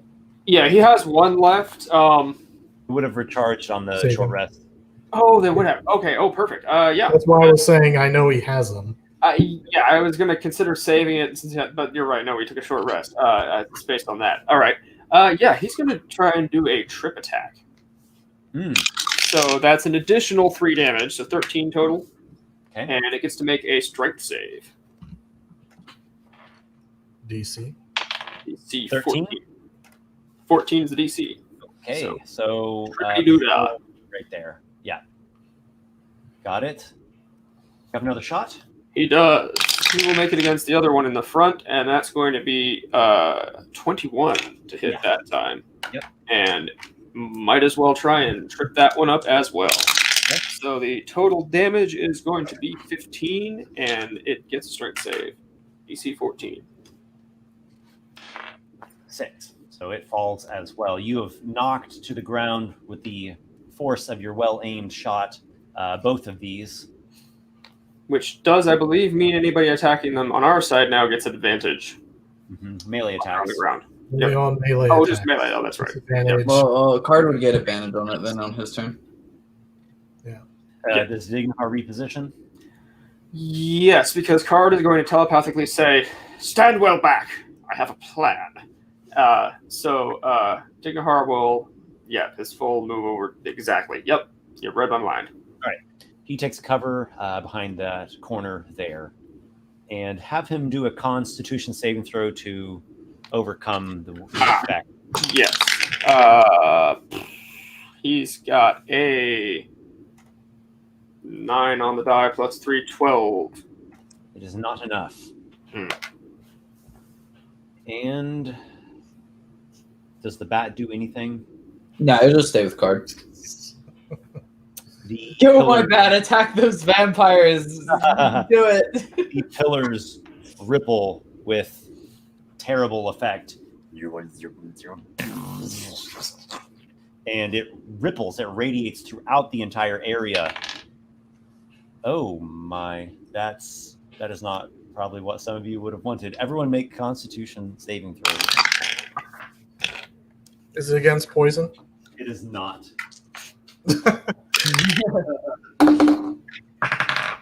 Card with a 17, Dignahar with a 3. Yeah, I only got a 12. Wait, sorry, a 4. A natural 1 is 15 for Drake. How much for Drake? 15. And so the back- far, I'm I gonna think it's just use Carderock. I'm gonna use my inspiration from Okay. last sessions. Yeah, to reroll that. Does a 17 make it? It does. It does actually make it. So, let me tell you, those that failed, which would be, let's see, Carderock saved, Gatekeeper saved, and then Drake, did you Dignahar save? failed. I had 15 on Oh, mine. that's right. So it's just Carderock and Gatekeeper that saved. So everyone else, I Take- just barely. everyone else takes necrotic damage. Oh, I'm resistant to that. Okay, well, that will help your aid then. Yeah. 24. Glad I'm resistant to that. Dignahar and Carderock are currently vulnerable to necrotic, so you actually take 36. My bat dies. So Card takes. Card and Dignahar take 36. Well, so Card would take. No. Card made his save. He doesn't take anything. Or none. Okay. Yeah, all He right. takes none. Dignahar takes 36. Yeah, okay. And I Yes. take, and since I'm resistant, I take 12, You right? take 12 for resistance. So cool. then Drake would take the actual 24. Yeah, I already took that. Okay. A pulse of death energy radiates out this time. The vampires, they seem unfazed by that. In fact, they even, like, ever so slightly seem to enjoy it. Dignahar freaks out a bit. My heart is beating fast. Do their I wounds feel like seem I'm to fire. enjoy No. it? No, this is important. Do their wounds seem to enjoy it, Esper? Yeah, that's a good question. Very, very slightly. This isn't like a troll regenerating, but it seems to be something good for them. Okay. Carderock Yeah, is going to die. All right. So, Carderock, you've only got a bit more time with your haste. You better 3 use total it. actions, doubled speed. One No, of no. those actions can be a spell, one can be an attack, correct? Yeah, so you have +2 bonus to AC, double Right. speed, advantage on dex saves, and you get 1 additional action on each of your turns. And the action can only be used to take the attack, which is 1 weapon attack only, the dash, the disengage, the hide, or the use object action. Okay, excellent. Vampires. Well, it's that or make them attack themselves, but 2 are already Don't down. overthink it. Just go. Yeah, go he charges up to those 2 that are down, since he's going to have advantage on those. Right in the middle there. Regular attack action, not the haste one. Going to go ahead and attack. This may as well be a blade flourish as well. So That will crit. 20 on one die, 15 on the other. Oh crap! You know what I forgot to do? I need to make a con save for the for my haste since I took damage. 1 sec. You might not have haste anymore. Completely forgot about that. Yeah, that's relevant. I passed. I got a 14 on the dice. So yeah. Whew, Okay. Sorry, completely forgot about that. So, short sword plus a blade flourish plus a. We'll just probe this out with a level 1 smite, which still does 3d6 or sorry d8 because they are undead. Correct. And don't forget your critical doubles the dice. Right, all the dice. So I'm Yeah. rolling a d6, a d10, and 3d8s twice. So first roll is going to be 11, 16, 21, 25. Second roll makes it and 8, 10, 11, 21, 26. So 51. That's your first attack? Yes. A It was a holy, crit. It was holy the flare middle of ignites on the short sword as you stab this vampire in the ground. There's like this snapping and popping sound of its undead sinew shriveling back from the stab, though it is not felled. Oh, Oh god, these things are tough. It yeah. was quite a hit, though, let me tell you. all right. Okay. That's unexpected. May as well make the second attack then against the same one, also at advantage.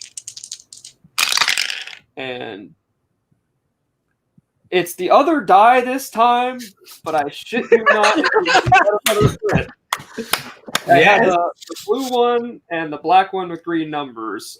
Blue one's a 2 this time, but the 2 is in front of a 0 on the goblin black and green. So Yes, get in there, Carderock. I guess it'll be another level 1 smite. So first roll of the dice is going to be 11, 14, 16, 20. And then the second, we've got a 12, 14, 15, I'm sure you remember, 19. but So you this did is an only extra 9 this time. You remember much is your it? extra D8 because they're undead, right? What? Yes. How So much is actually, it? Okay. I did briefly forget to add in my just regular damage bonus. So it's 39 plus 7 is 46. Pretty good. 46. And that was to this one here? The same one that was already hit once, yeah. Oh, the same one that... Okay, so you attacked the same one twice. Focus fire. Okay. Yeah. Fire. Don't let them regenerate. 46 damage? So this thing's almost taken 100 damage. In this round, including Dignahar, it has taken over 100 damage, yes. I'm going to say you reduce it to white ash. It had 1 hit point left in it. it definitely had more than 1 hit point, but Okay. you did a lot of damage to it, and it's not in the best of states. 97. Yes. 97. 97 damage. That's what I did. At the end of your turn, make Well, yeah, he has 1 action left. Okay. And Yep. This is the haste action. Yeah, this is a haste action, right? Oh, yeah, sure. it's between another attack and a disengage. Or not a disengage, I guess just a dash. But you can use it to disengage if you want. Well, he's not engaged because it's tripped, correct? Oh, it's there we go. thrown. You've got another advantage attack. Before I'd say go for the attack, man. Go for the attack. Well, but then he might get hit. You have +2 to AC with haste as well. Oh, I'm sorry. Did I hear a baby over there? Are you afraid? You're Carderock Hawkness. You're the knight. You're the bard. Or you have I take my death ward back and give it to That's Arlen. fair. With five Get 5 feet of movement, he will position himself so that he's directly opposite the other one, but still, he has at least that much movement left. Oh yeah, that's fine. And then Where are you going? just directly opposite the other one, like if this were a chest, I would be a king or a pawn. Just go down one. Something. Go down one. Yeah. So I'm diagonally across from the You other. go down. You want to go down 5 Yeah, feet? yeah, right there. Yeah, right there. Okay. All right, and then one more attack, also at advantage. No crits this time. One dies a 15, the other one's a 10. That is going to be a 25 to hit. Oh yes. I'm imagining like in Card's mind, he's telepathically saying, guys, I'm gonna disengage, and all of us are just like, no, you're not. You're gonna stay there, and you're gonna attack it. All right, fine. I know when I'm requested for an encore. Okay, let's just mark off those 2 first level spells I spent. This one I think will be a 2nd level, and another Blade Flourish. Why not? Yes. That moment when Card dies here now, we're all just like, why didn't you just disengage, man? Like you had the option. If he does, you guys were warned. Okay, so D6 from the sword, D10 from the Blade Flourish. It'll be a defensive flourish, so that'll be added to my AC versus this one. And 4 dice because it's 2nd level smite. Not a crit though. Just 1 roll of said dice, but got pretty well. So 8, 16, 18, 20, 27, 32 plus the bonuses from stuff is going to be a total of 39. That's pretty good. For not crit, yeah, exactly.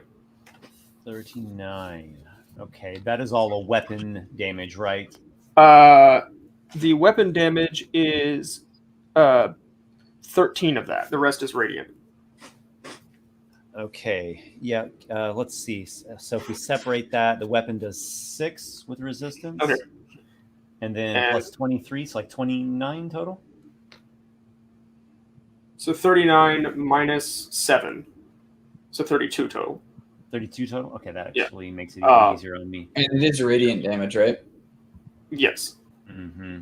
And also his AC, I believe it is just against that particular one. Defensive flourish. No, sorry, it's just in general. My AC in general, until the start of my next turn, is 19 plus 8, 27. You have a 27 AC? Yes. Is that including the haste plus 2? No, including the haste spell, it's 29. Sorry. Wow. It's all right. I guess. Yeah, decent AC. It's okay. Doing that wrong for a while. Okay. I thought that just added to your AC versus that creature. It's in general. You have a 29 AC. All right. Awesome. We need do make your the con save at the end of the turn. we need the mirror to show up now so that like Card can just have like a 30 AC and it tries to attack Card. He just like blocks all the attacks. That con save is going to be a 15. 15 is not enough. Damn. You All right. still have the vulnerability to necrotic damage. Come thee at me. Think you can hit me? Think once more. Another thing you have coming. You taunt the vampires, and they look at you. They look at the white ash that is the remains of their ally, but they are driven mad with hunger and bloodlust. Yeah. I think they still want blood, even if it kills them. You know, they'd rather die than go without it. Yeah. I don't know that they're thinking that much, but yeah. Yeah, they're basically just animals. Who's up? I'm sorry, was it me? The moment. Well, I would be the before Bone you. Naga. Gotcha. I was worried for a second that, like, whenever there's a pause, I'm like, did I miss my turn? Okay. The creature does a bit of moving, just enough where it can get a slightest indication of Drake there. And it uses the Toll the Dead again. Make a wisdom saving throw, Drake. You can do it. That is not a good one. I don't think a 9 is going to save me. Drake, you suffer 11 points of necrotic damage. He's not vulnerable, right? He passed his saves? Correct. Okay. Ooh. Yes. And now we are looking towards Arlen, who is still invisible. Yeah, at this point, I'm just gonna help kill these things. I'm gonna go for my attack on the. Now, would I have advantage since I'm invisible on the one that Cart's been attacking? Okay, cool. I'll do a fireball. With a melee attack, you would. With ranged, you would have like a straight roll Right. because you've got advantage plus disadvantage. Right. Okay, so it's just normal. Okay. I mean, if you're gonna roll fireball, that doesn't care about advantage. No. Firebolt. Oh, firebolt. Yeah, firebolt. Yeah, I'm gonna do a firebolt at the one that Card's been attacking, so the one that's still on the ground. Mhm. Oh, I think that's gonna hit. It's like 15 plus something. Yes. That hits. Yep. Okay, Yep. yeah, it's That a will 20. It's a 24. Yeah, that's 3d10. Come on, and it is fire damage. Fire Come damage is good. on, high roll. Oh wow! Oh my goodness! Holy, that's 26 damage, Esper. Woo! Yeah, 2 8s and a 10. These poor vampires are getting just wrecked by us. So I'm gonna like point my staff. feel I'll too- just point my staff at it and say, "Go back to the depths where you came from." Its only response is just tormented bloodlust, and the thing is, it's almost starting to drool out this like black necrosis. Perhaps the smell of living bodies next to it. Perhaps if we met at a different time, you would have made for a good pet. If you're done, then it is Gatekeeper. Esper, I have a question about these pillars. Is that I guess I will move some. Sorry to interrupt you, Gatekeeper. I'll move to where Dignahart is, if I can, with 30 feet. Sorry. I'll move a little bit, yeah. Sorry about that. My bad. Esper, I have a question. Is the pillars a layer like effect, or is it something I can like destroy and then they no longer happen? Sure. So probably need to. What I can tell you just for free here is it appears that the magical pulse is coming out of the pillars. Yes. Do I think I can destroy them? Is that a mechanical thing I can attempt to do? You haven't seen anything that would make you think you couldn't destroy them. Okay. Esper, is fire? Are they just going to be immune to fire? Can you tell me, like, does it seem like a firebolt would affect them? I guess magic fire. Okay. Well, I mean, fire can affect stone. It might not be as effective as like a person, but it should do something. Okay. I mean, it's more effective than necrotic damage, so yeah, something like poison, necrotic, and psychic and stuff probably won't work. But Did I have to make a con save? Did I have to make a con save at the end of my turn, by the way? Not that I know. Are of. you under the effects? I did. I failed once, so I don't know if that matters.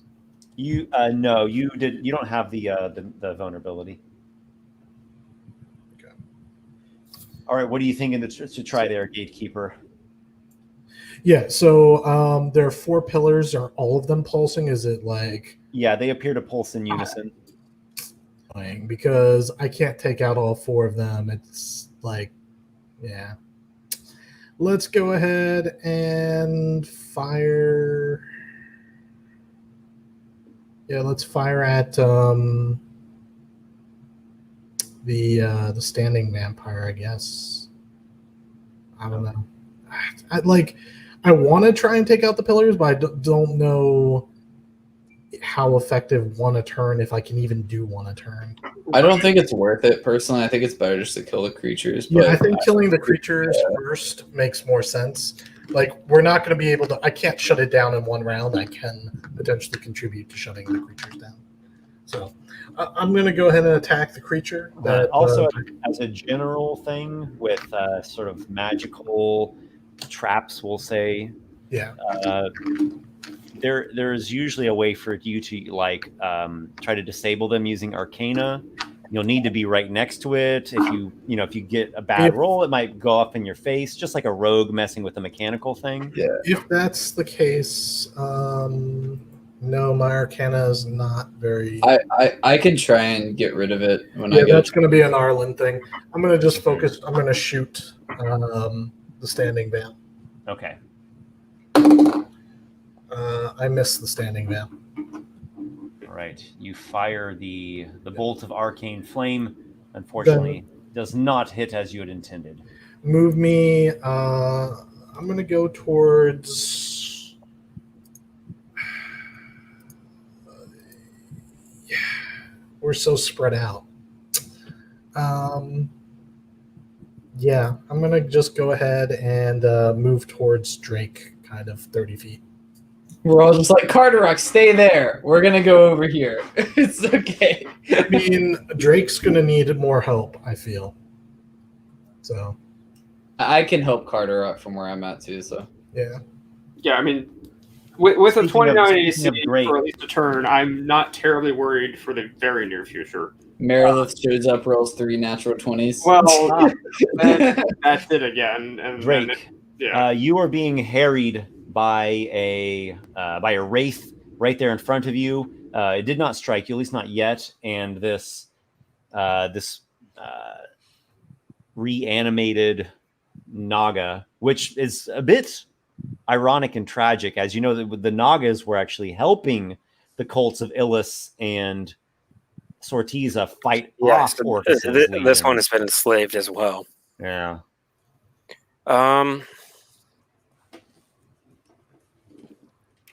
I think Drake is going to use. He's going to drop another sacred flame on this thing. Okay. This Well, creature. that works. Yeah, it's right in front of you, but that's okay. It doesn't. That's all the same, really. Yeah, I don't think I'm going to be able to do as much damage with meleeing it as I can do with a sacred flame at this point. Well, your unarmed strikes do count as magical. Yeah. Give me a second. Let me figure something out.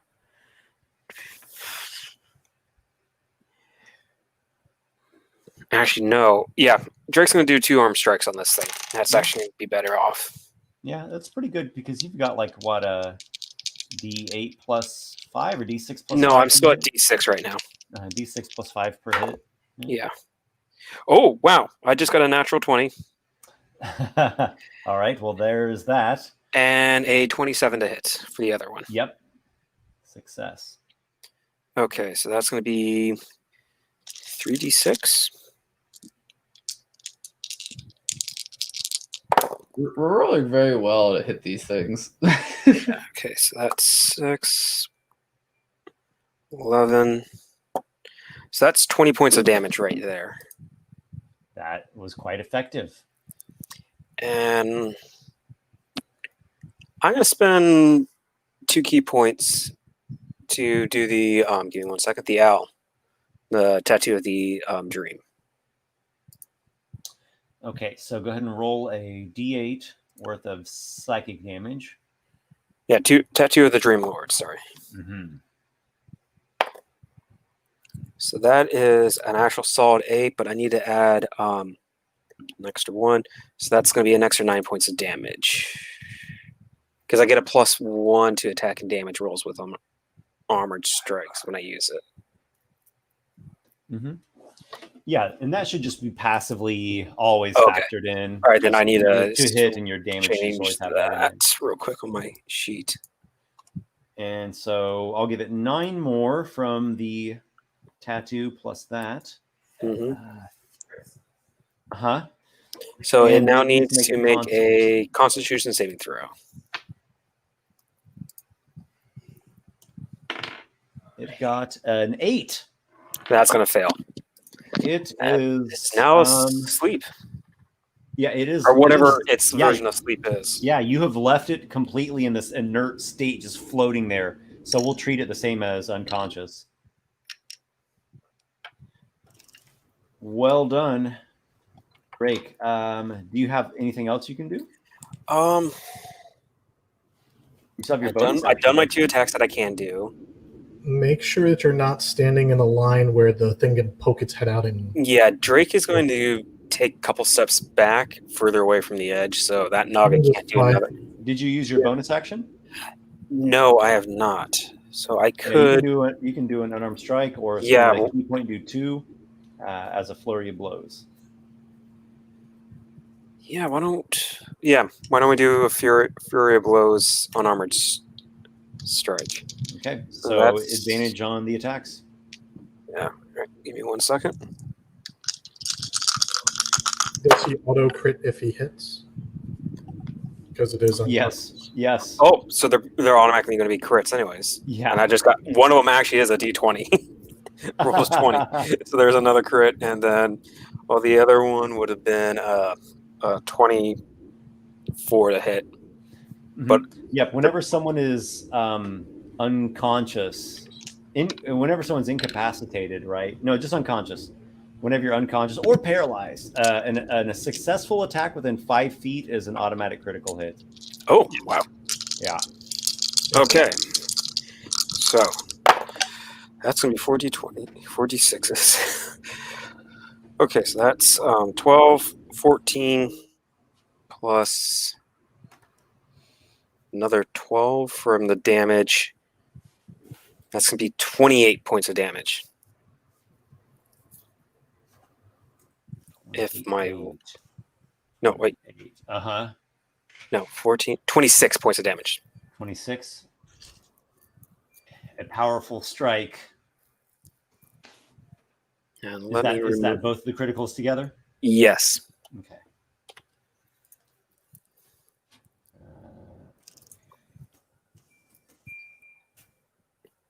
And do you move? Yeah, Drake's going to back up to the other corner.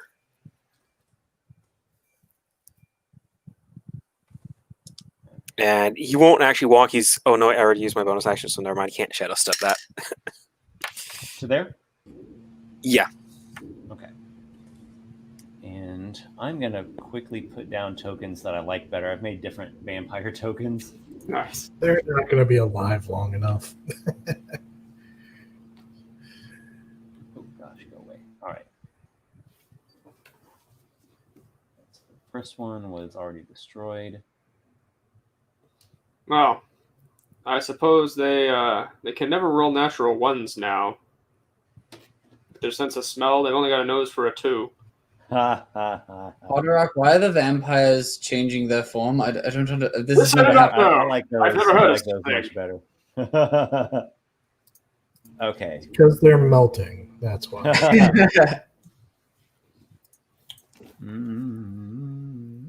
You know, I wonder if someone somewhere would pay good money for this ash. Arlen, do you know anything about those in that line of work? Telepathically, of course. I'm sure that I could find some use for them in the future. Well, there's a lot more where that came from.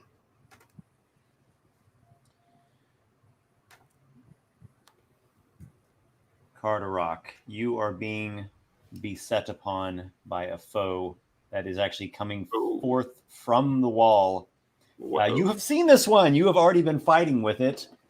The shadow demon that has yet to be slain. It comes out from the wall here. Just to stop before you do something, it is not currently flanking because that vampire is still on the ground. Has not yet moved to stand up, correct? You can flank while prone. You can't flank while you're like incapacitated or stunned and stuff. Flank while prone? Okay. Yeah. I doubt it matters. I'm pretty sure it's gonna have to get like a natural 20 to hit you anyway. Oh yeah, we'll see. Carderock. Make a dexterity saving throw. Ooh, all Oh, right. that's right. Remember you have advantage on this. It's good. I'm also proficient in it, but yeah. It's 1. Oh, I have advantage in it? Well, Yeah, haste gives you advantage on dex saves. pair of 18s on the die, so that'll be a 23 on that save. All right, it had a 16. It swipes with its shadowy claws and does not hit. And it attempts to flee back through the wall. This thing is such a word that I will not use. Oh, for wait. this. I did not say that I was using that bonus action, so never mind. Yeah. Does card get an opportunity attack though when it runs? Do you take regular the opportunity attack card? I mean, yeah, I don't see it getting it against one of the vampires. So yeah, Okay. might as well. Not with advantage. Need to remember that. Well, it's still an 11, even though the die says a 1. Haha. Okay. You swing and clang, you hit against the wall. It just was not quick enough. Well, you can't hit them all. Carderock, it seems like you're losing your touch a little bit. I said you can't hit them all. All right. We are now in the 8th round of haste. The 8th round? All right, I'll write that down. 8th round of haste. So you got, I'm going to say, Carderock, you are running out of haste soon, so make sure to use it quick and use it fast. I'll make it count. It's haste, after all. I'm getting the hang of this. Just in case out of game, make sure you remember that if you so once it does end, you're not going to be able to move or take actions until after your next turn. So like once you lose, you don't get any. Yeah. This is the 8th round of it, right? This is the 8th round. Yeah. So So his next turn will be during the 8th round or the 9th round. It'll be during the 8th round. Okay, all right. It seems like the round is starting after your turn, so you're going to get. You will have 3 more turns. You'll have the next one, then one after that, and the one after that. Right. Yeah. Although depending, maybe 2, depending on how soon he wants to get away from things. Yeah. 2 more vampires have appeared from down here, and let's see, probably to Carderock. I'm debating just casting a fireball on you card since you have advantage to dex saves. These guys are serious business. I say this not actually knowing how much damage they do. But They have come out, and then these 2 here are ready and able to do some attacking. So this one will stand, and here they are, swarming onto Carderock. Oh boy. Vampire. Don't forget your cloak of displacement. Indeed. And your AC is 29. Yes. and your +2 to AC. +2 to AC as well. They have disadvantage to hit a 29. Ah! Okay. The first one swipes at you with its claws, trying to grasp you. Basically, it has to roll a natural 20. Nope. Twice. It has to roll 2 natural 20s. Yeah, 2 natural 20s. And the other one. Hey, don't count it out. No, they swipe at you, and they catch nothing but air. Now we. Are you all right over there, Carderock? You seem to be getting surrounded. Oh, you know, I've seen worse. Dignahar, do you have a shot? What do you do? There's a vampire. He sure does have a shot. Right there by Arlen. Yeah, he I mean, it's more than 5 feet from him, but he also wouldn't suffer the penalty for shooting within 5 feet thanks to feats. Feet. 5 feet. All right, he will take that shot. Or it's his turn. Indeed, so he will take 2 shots. First one, I do not think. Well, I don't know. 15. It's a hit. All right. Yeah, you get it. Might save. Well, no. Don't trip it. Whatever you do, don't trip it. Don't trip it. Why? That will mess us up because it gives it advantage or disadvantage. It gives us disadvantage. Range attacks have disadvantage against. That's true. That's true. If you push it away, that's not bad. That's what. Yeah, he will. He has a pushing attack as well. Although, well, it still has 2 of those left. Yeah, so pushing attack. So that is going to be a total of 9 damage, and it gets a strength save or is pushed up to 15 feet. How much was the damage? 9. Total. 9. Okay. Yeah. And that's not magic, so it's actually 4. Right. It's got a 13 on the save. Okay, that is lower than a 14. I will push it into that wall. Arlen's Push it into the wall. gonna like look back and say, "Oh, it's saving me again. I appreciate that." How far are you pushing the thing? Up to 15 feet. Like 15 feet, as though like onto the stairs.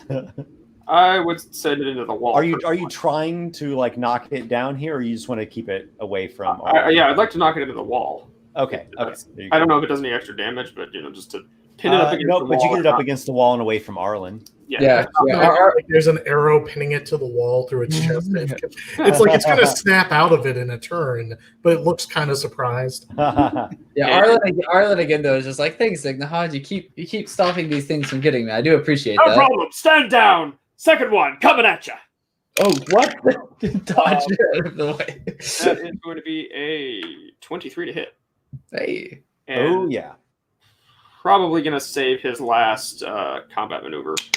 Yeah, definitely save that is going to be 10, so 5 damage.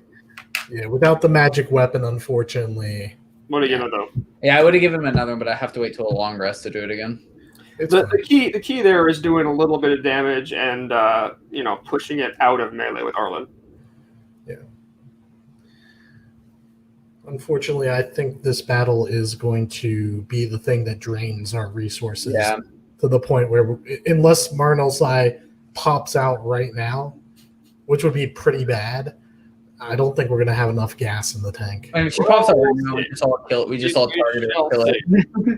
Yeah. We'll see. I mean, hey, maybe the Earth Elemental killed her, and this is just her last. Dignahar, make a Constitution saving throw to overcome Alrighty. the vulnerability. Will he finally do it? Well, he's got a 17 to do it. Oh, that's success. Excellent.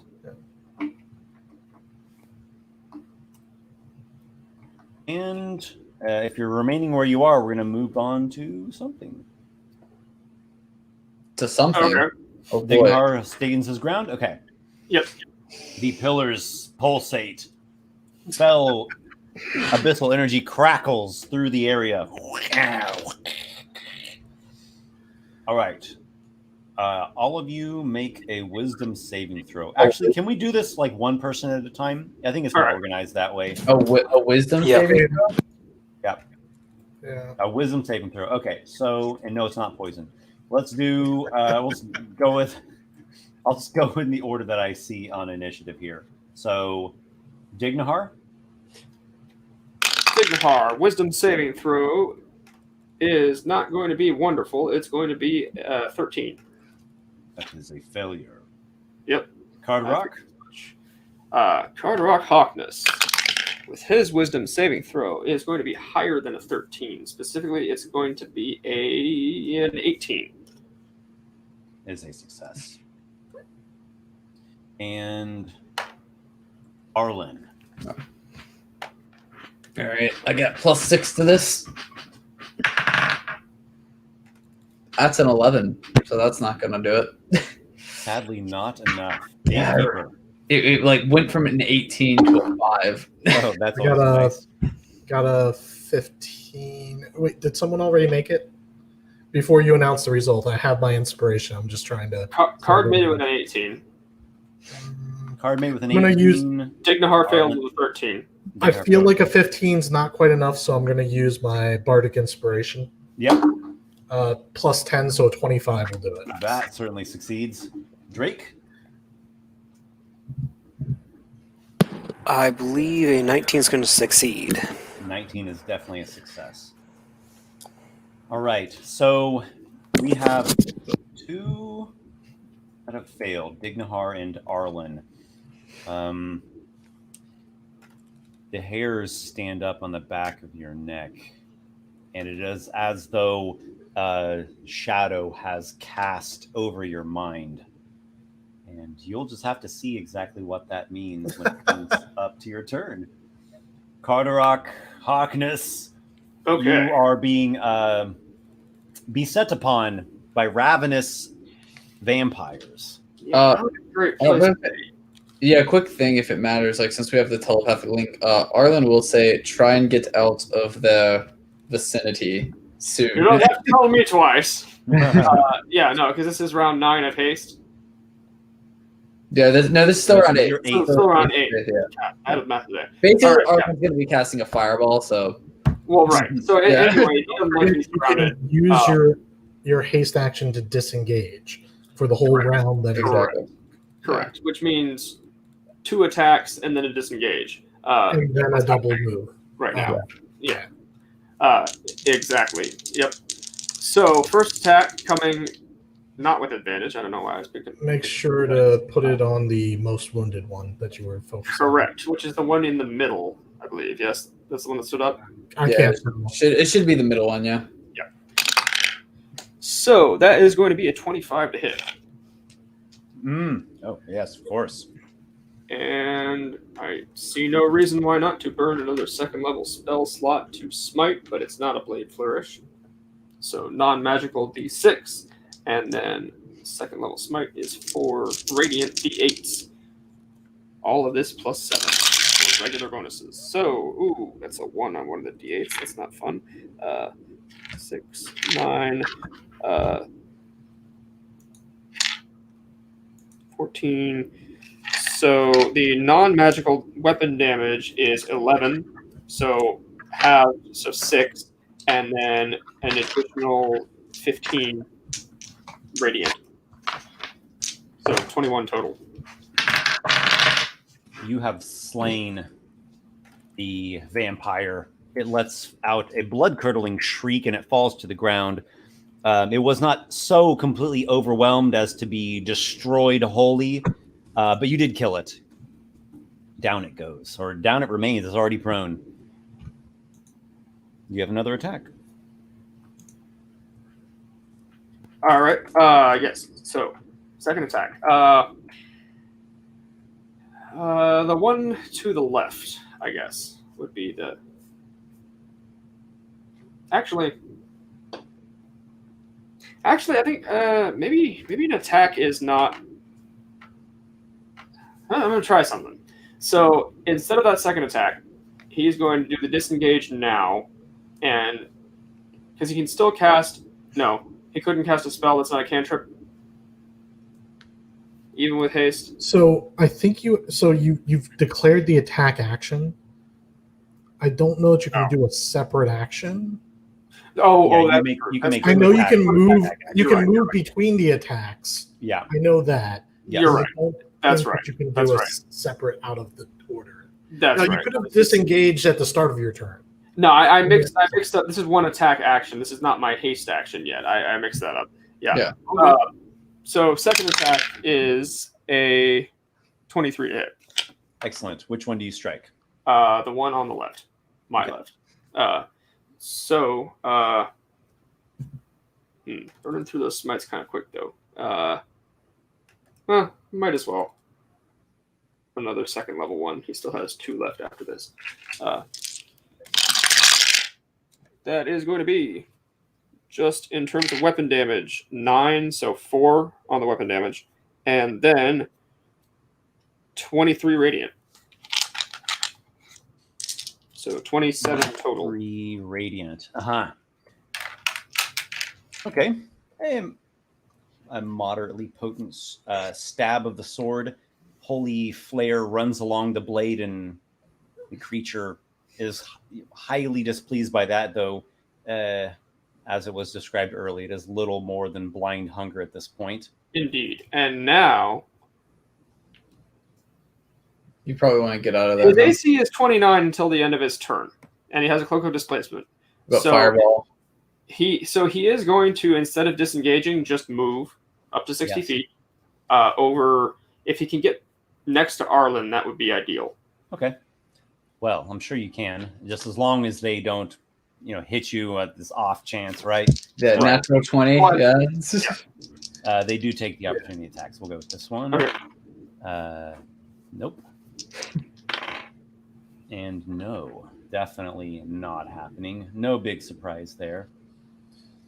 Oh, you can kill my there's bat. 35 feet. My You bat still is have- dead. It is dead. Oh, Ideally, yeah, that's true. Yeah. Ideally, the other side of Arlen. Yep. Yeah, you get, I think you have 60 feet of movement right now. Yep. Okay, and then now, okay. The haste action would not let me cast a spell. It lets you you can take the attack action, the dash action, the disengage, the hide, or the use object. Yeah. Okay. Why didn't you just attack before running away? Because I You could just move down and you Yeah. can move down and just attack that other vampire. I lost track of what was what. I should have only done the one attack with the haste and then moved. But anyway. Also, why are you moving to there? Instead of moving there, he's going to move to engage the one that Dignahar shot. Yeah, that's a good idea. Yeah. Arlen all the way to the wall in melee with Way less squishy than Arlen. Yeah. And then he'll attack it with one single weapon. Very well. Which to hit is a 11. The creature evades the stab of the sword. Cool. I'd be surprised In if a natural return, make a Constitution saving throw to overcome the vulnerability to necrotic. Indeed. Constitution saving throw is much better than the one. That's a 19. Nice. You have succeeded. Well done. All right. And then... Actually, how much movement does he have left? Maybe 15 feet or something. Cool. Then over to the left, if I can get 10 feet away from that vampire. Okay. And use like a this. bonus action to enter my special defensive stance so that if it moves 5 feet or more within my reach, which is... Okay. Oh, sorry. Only 5... I don't have reach with my... I'll enter the stance anyway, but leave me in melee with it.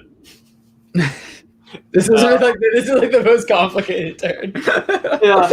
Well, and I can't. This is worse when you're speaking in haste. Yeah. All right. Anyway, yeah, just leave me in melee with it.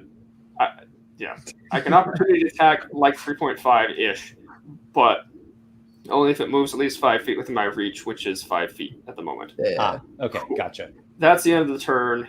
He got a 19 on the save. That passed, so he's no longer vulnerable to necrotic damage. Yeah. That is true. That is very good, because now his AC is back down to just 19, though Cloak of Displacement still applies. And that's plus the 2, not 21. Oh, sorry, that is 21 for another 2 turns. Yeah, another 2 turns. Yeah. Okay, that's good to know. Yeah, Mm-hmm. cool. So, That's me done. I think it's my turn, unless it's a monster turn. It is a monster, in fact. Just checking the thing's speed. Not fantastic. You hear the sound like ribs scraping and scuttling across the decrepit crypt floor. And there is a sound of spell casting. You hear it, Drake. Can we see this? No one has a view of it, though you can hear it, and it seems to have cast Toll the Dead. Oh, okay. I thought it was gonna be. I was like, it's doing its action. It's doing what we do. Yeah, I get it. Yeah. Which is great because now we know it's not going to do anything except that.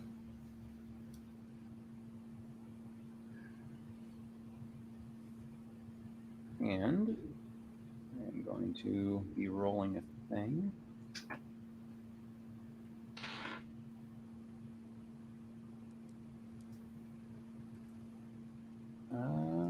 Yes. Okay, excellent. And Arlen, it is your turn. Now, there is something going on. A pall, a shroud has been beset over your mind. At the start of your turn, make a wisdom saving throw. I have +6. Just don't roll another 5, please. That was a 10. I rolled a 4.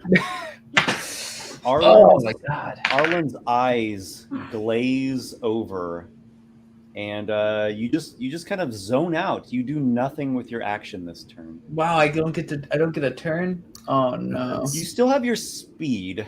You just didn't do anything with your action. We want to get out of line of fire. Yeah, no, it's I'm just frustrated.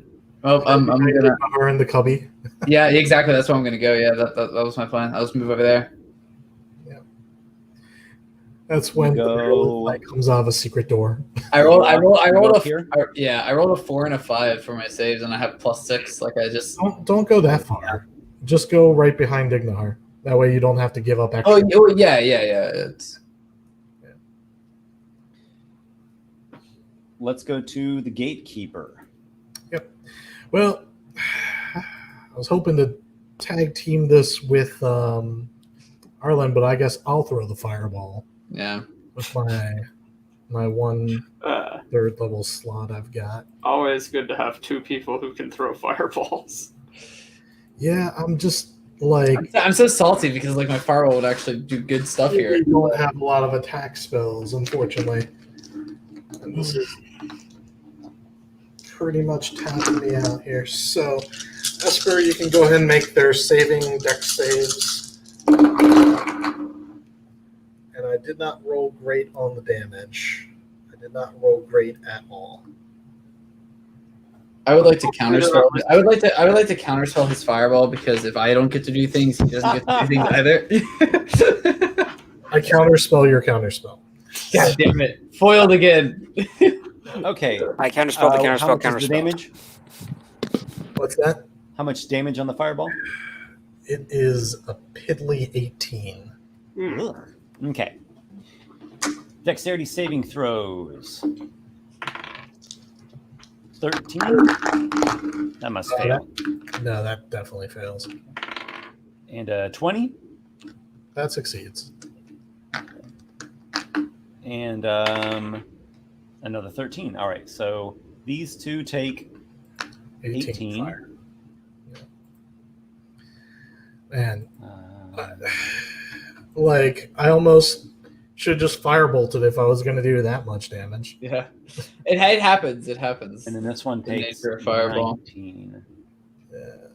Oh no, that one's actually dead. Yeah, one of them was dead, right? The middle one is that does not that exist. That one's It is dead. a pile of white ash. Yeah. Well, if I had known there were only That one is not ash, but it is dead. Man, Oh, okay. I see. Yeah. man, maybe I should just firebolted if there were only two. Oh well. There we I go. think it's so. I mean, like you got to do 18 to 2 instead of just like maybe No, that's fine. to 1. You know, It's fine. I'm not salty. So at least you got to have a turn. Fireball can be amazing, though it is a bit overhyped. I will say that. I don't want to drone on to that point. Let's just keep moving along. Drake. Those are fighting words. that's why we have an action. Sometimes it's amazing, but sometimes it's Esper. not. Drake. Esper. Yeah. I still have my move. Oh, yes. Don't push past. Put me in front of Dignahar so that I can block him from the vampire rush. A little more to the so that I can see the shadow demon too. Mm-hmm. Does shadow demon look pretty bad? No. It seems to have recovered, though it did get struck by Okay. something hit it. What was it? Was it Carderock? No. Carderock. No, it got firebolted by No, nothing hit it yet. No, I hit it. Nothing actually hit it. It came in. It didn't hit Card. Then it left, and then he. I think it might have Or damage. didn't you take an opportunity attack on it? Yeah, that's. I think it might be damaged because this might be the same shadow demon that we fought before. So It could be. yeah, but it's taken a short rest. Yeah. Someone hit it. I think someone firebolted it. No one's firebolted it. He popped out of the wall and then went back through the wall. yeah, I've only firebolted. Carderock hit it with a Okay. attack opportunity. Yeah, So that's, He did not hit it. Yeah. yeah. Carderock missed. Okay, no, it doesn't appear to have anything at all. Cool. Then I stay there and I'm done. Drake. What do you have, Drake? All right, I know the Naga is around the corner somewhere, and this was chanting. Mm-hmm. You heard the Naga. It doesn't sound like it's right there, but you roughly can estimate. where Yeah, but I have an idea what it's going to do if I move into its Oh, line of sure. You sight. heard the spell chanting, right? Yeah. All right. One What is the distance for me to the down vampire that's next to Carderock? Now, wait a second. You don't want to take out the Wraith before it starts becoming an asshole again? I'm trying to figure out if it's worth that and getting hit by whatever spell it's got. Just do what you think is best. Just do what you think is best. That's fine. Yeah, do what Drake would do.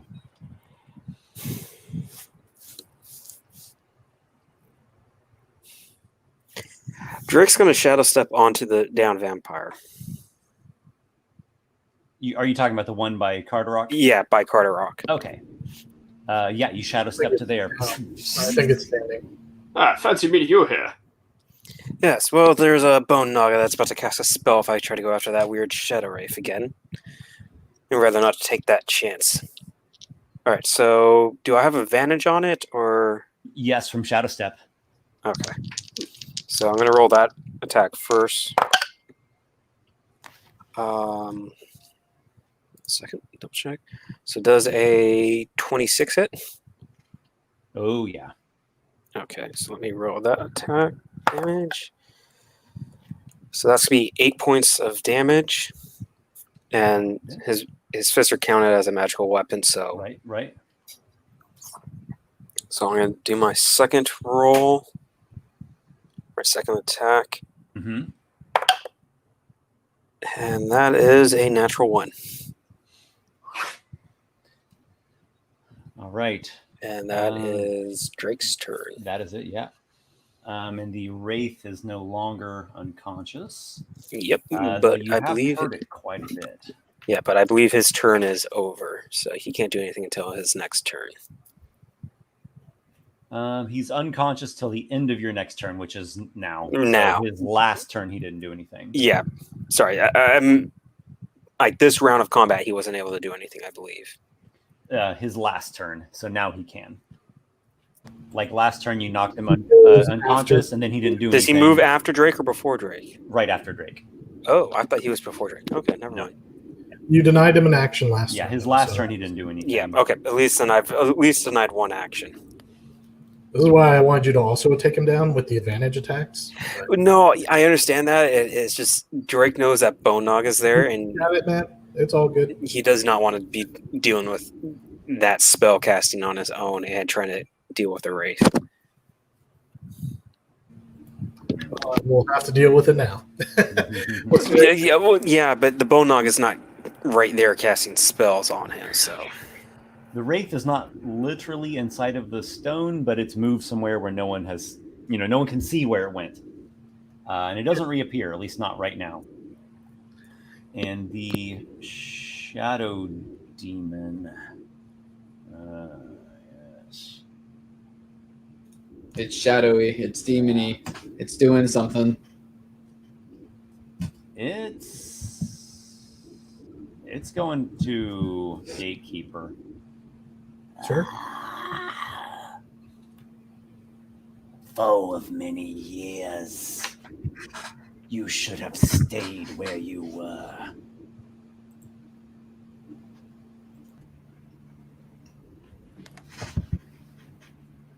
Too long have I slept. Now I have come for the reckoning. Now you have come to set us free. Make a dexterity saving throw.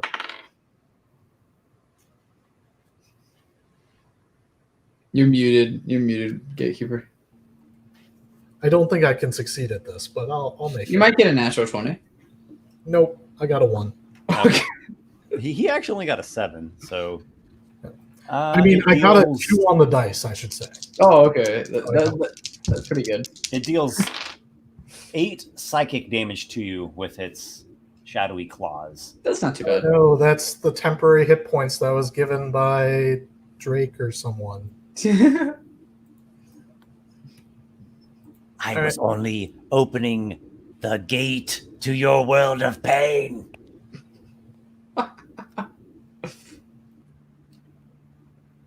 Back to the abyss with your terrible jokes. Your goddess is the joke.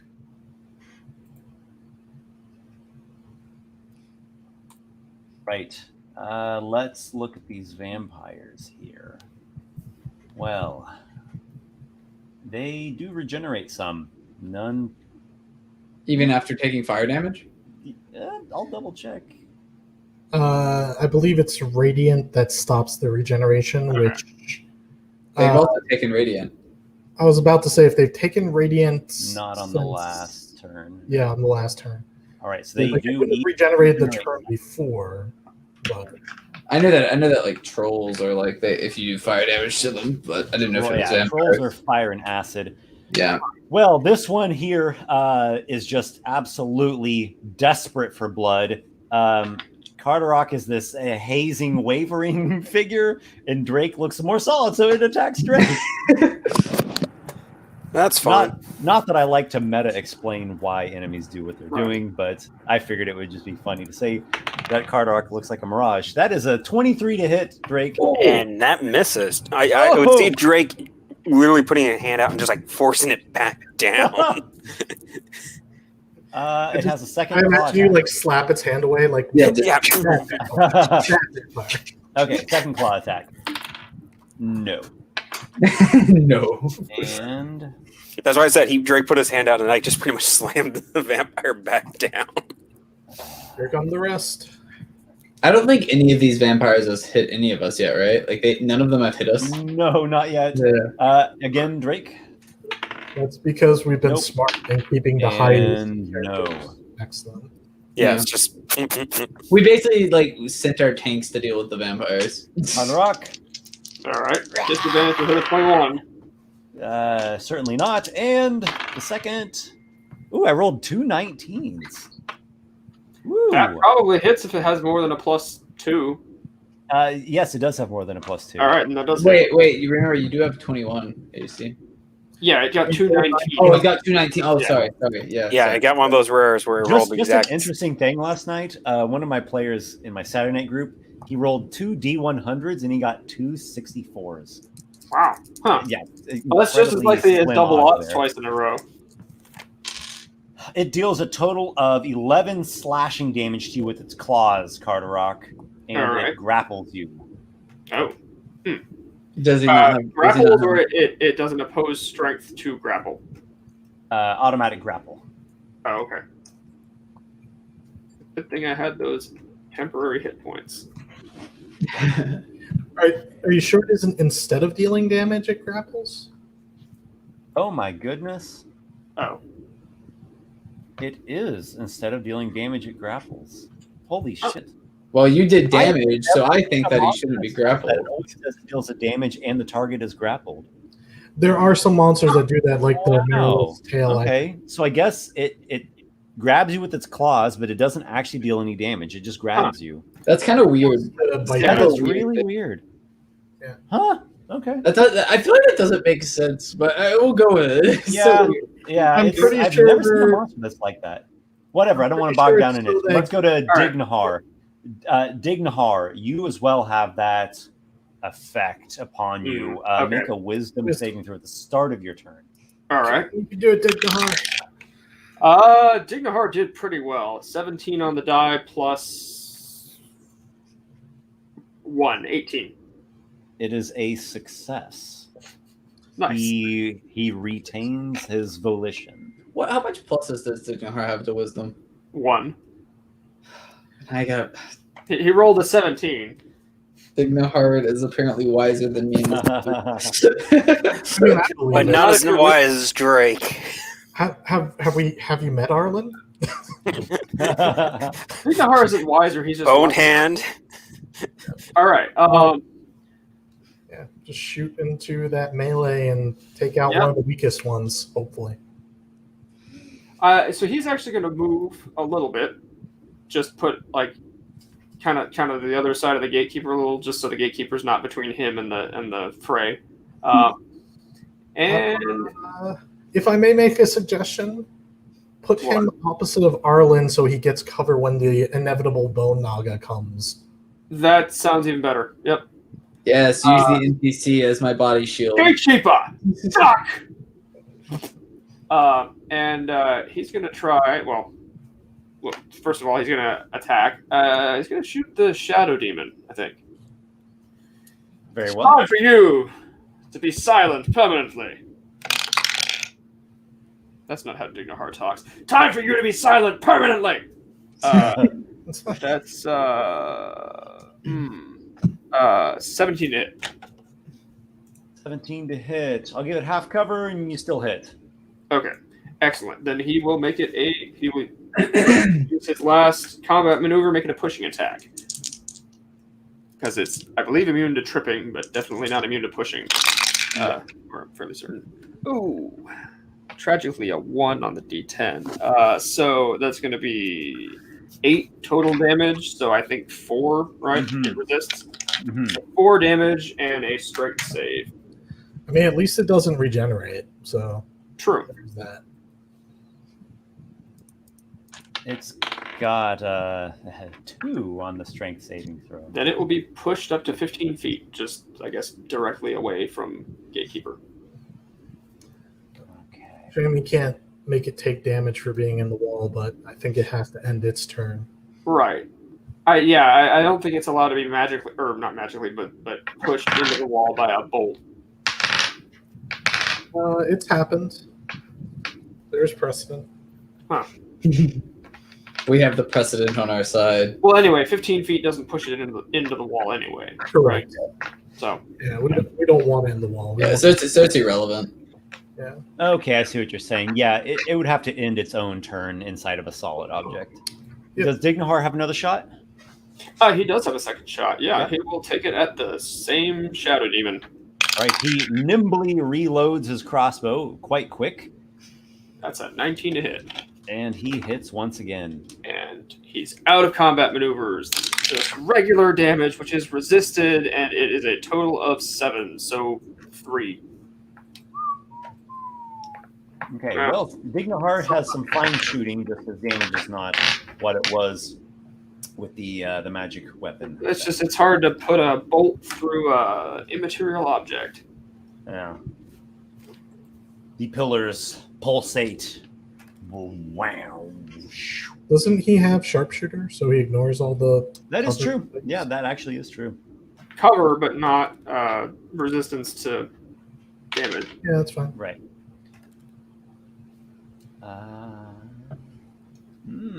Okay, so this is actually the same effect as last time. So we don't need to worry about Dignahar and Arlen because they already have it. So Carderock, make a... Didn't Dignahar shake it off? Yeah, Dignahar shook it off. Yeah, Dignahar just passed. Unless it doesn't go away when he saved. You know what? I actually think I did something wrong with that. Because I did the save when it first happened. And then I had the save happen again at the beginning of the turn. Oh my gosh. Yeah, actually, I've done that wrong. It's supposed to be the save at the end of your turn. Oh, so would I have gotten an attack? No, actually, that would mean that you don't do anything you don't take an action on your next turn. But Dignahar's such a badass. He shook it off at the beginning of his turn. Yep. There's no takebacks, Esper. Wait, quick thing. I'm still gonna get a save on my turn, right? It would be at the end of the turn. Oh my goodness! Which meant that which is fine. Arlen lost his action anyways. Okay. Well, so what that means is Arlen's not supposed to be taking an action on his next turn because he's failed 2. No, I've only failed once. No, you failed 2. You failed the initial one, then you failed the one on your last turn. Yeah. Understandable. So you'll lose your action, but that will let you shake it off potentially. It sucks, but it's Wait, so I get 2 turns to do nothing? Well, you failed 2 wisdom saves, yeah. But I thought the save that you made should have happened at the end of your turn. You would have lost the action regardless. So basically, you were saving to see if you shook it off for your next turn. Okay, so I get to do nothing. You can move. A nasty effect. Yeah, it is a nasty effect. And so actually, what happened was Dignahar kind of got a free thing, but whatever. He's a badass. Whatever. I'll let it roll. Okay, so wisdom saving throw. So Dignahar. Okay. Nope. 6. Right. Jeez. So he's back to that sort of dazed state. He got a freebie, but karma. Carderock.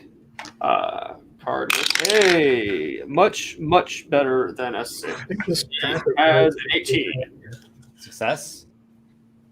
Okay. Gatekeeper. All right. So I'm pretty. So this was wisdom. Yes. Yeah. I have an ability that lets me add some stuff to it, but it's gonna fail anyways. I got a 4. So That I guess is I'll lose my not enough. Drake? All right, what am I saving against? I thought I already Wisdom passed. saving throw? wisdom. Oh, This is another pulse. This is okay, there was another post. Okay. Yep, I just ended up rolling the same effect again. Unnatural 20. Success. And is that everyone? Yes, it is. Do I not have to roll again? You don't, 'cause you already have the effect. Yeah. Carderock, it is your turn. You are being grappled by this vampire right here. And it looks like it's getting ready to try to sink its fangs into your neck. I see. That's why it doesn't do damage, I guess, is meta, but just as a balancing thing because then the bite is a lot worse. Yeah. Anyway, okay. So the grapple can be broken with something like a strength. You Test? can do an athletics or an acrobatics. So you Okay. either overpower him or wriggle your way out. All right. Well, athletics is better than acrobatics for him. Sure. So he will definitely go that route. All right. Should have an escape check. That is going to be a 17. He's got a If you're- 21. If you were doing acrobatic, well, it doesn't matter, but you have advantage on dex saves. That's not a save. Oh, it's not say. Okay, sorry. It's a It was a contested athletics check. Gotcha. Was it? That was one action. escape check. That was one action. Yes. Yep. Okay. So he's still. This is round 9 of haste. Yep. Okay. So he still has. Oh, if he's grappled, he can't disengage, but he can, I guess, try this again. Yeah. Yeah. Okay. Hopefully better this time. Yeah, I dare say that's better this time. That is a 13 plus 9 is a 22. Okay. It had a 10. So you certainly rip yourself free and are no longer grappled by the vampire. Nice. Okay, so that was 2 of those, and then the haste action. But why would he? Yeah, that was your action and your haste action. But why would he disengage when instead he can pay it back in kind? With a You don't have an action left card. You use your actions to correct. do. It's the attacks that give you those. Yeah. Yep. No, you're right. You're right. Yeah, the regular and the haste. Yep. That's true. Okay. Bonus You have a action? bonus action to He does hand have out. a bonus action, and he has movement, but Mhm. don't think he'll move. Bonus action, he'll just enter his defensive stance. Are you out of? Okay. Out of what? Bardic Inspiration. Well, he can't. Oh, well, he has 2 of those left. Okay. Saving Just at least nasty one of them saves. to Blade Flourish against Marnell's side. Ideally, 2 of them. Understood. Yeah. I don't think we're fighting Marnelsai after this. She's either dead or, yeah. We'll We're not see. gonna make it there. The Bone Naga appears, scuttling to there, and it quickly assesses the situation, and it looses an awful spell that fills your minds with terror. Can I see this? Yes. Let me check. What's the range of counterspell? 60 feet, you're in range. Aren't you under the effect of the thing? Can you take reactions? Yeah, all it did was on his turn, he just kind of stalls out. Do I know what spell is what spell it's doing? I don't think you automatically know spells. I think you have to make a check. Yeah, I think it's actually like on your turn, you have to do an Arcana check. I mean, if it's something that your character uses, I guess I just kind of give it for free sometimes, but There's nothing that really says that every person that ever casts the same spell does it the exact same way. Yeah. Okay. I think I'll still do the counter I have spell. not seen you or anyone in the party use this spell. That's fine. I think I will do the counter spell either way because it seems like this is an area of effect, and I don't want to. Sure. Yeah. It seems like it's it's not a cantrip. It seems more potent than that. I'll just use the normal level 3 counter spell. It is countered. The spell is like in the middle of its effect. You feel these like licks of fear. Yeah, I guess Arlen shouts a counter spell, and I guess Arlen I guess his glaze is like kind of go away. He's like sees the noggin and goes no, and just like puts his staff up and just stops it. The components for counterspell are somatic, so I'm assuming there's probably a gesture involved. With the bone finger. Yeah, with the bone finger. So Can't stop arm moving on its own. yeah, so that functioned. That worked. Yeah, so as I do the counter spell though, I'm gonna say, well, I might not have been able to do damage, but hopefully I helped us out a little bit there. Yeah, I'd say that was probably really helpful, considering half of us Yeah. got really mind fucked. I got to do something, at least in my action, I guess. Oh, Yeah, it's not fun when you don't get to do a turn, is it, Esper? Yeah. I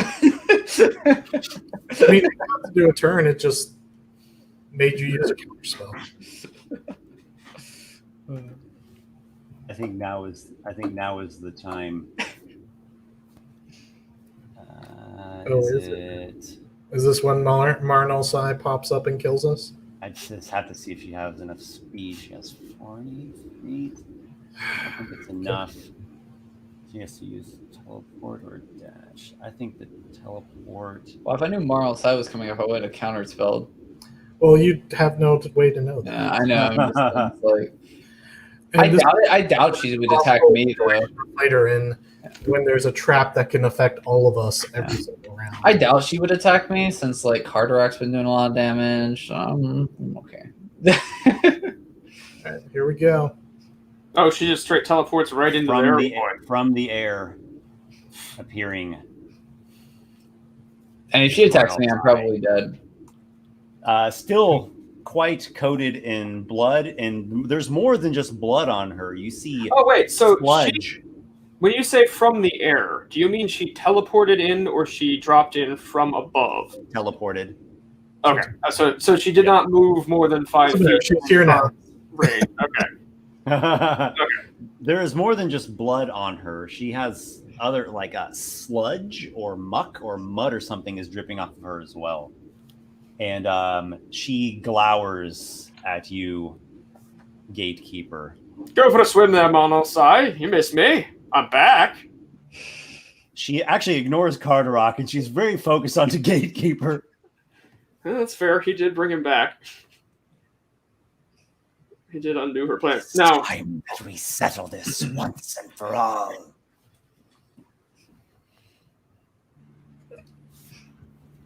Let's do this. So I'm going to leave that at that. It is Arlen's turn. You are dazed, so you don't have an action. You just kind of. Do I get to do my save, or is it at the end of the turn you do the save? So I do my save now.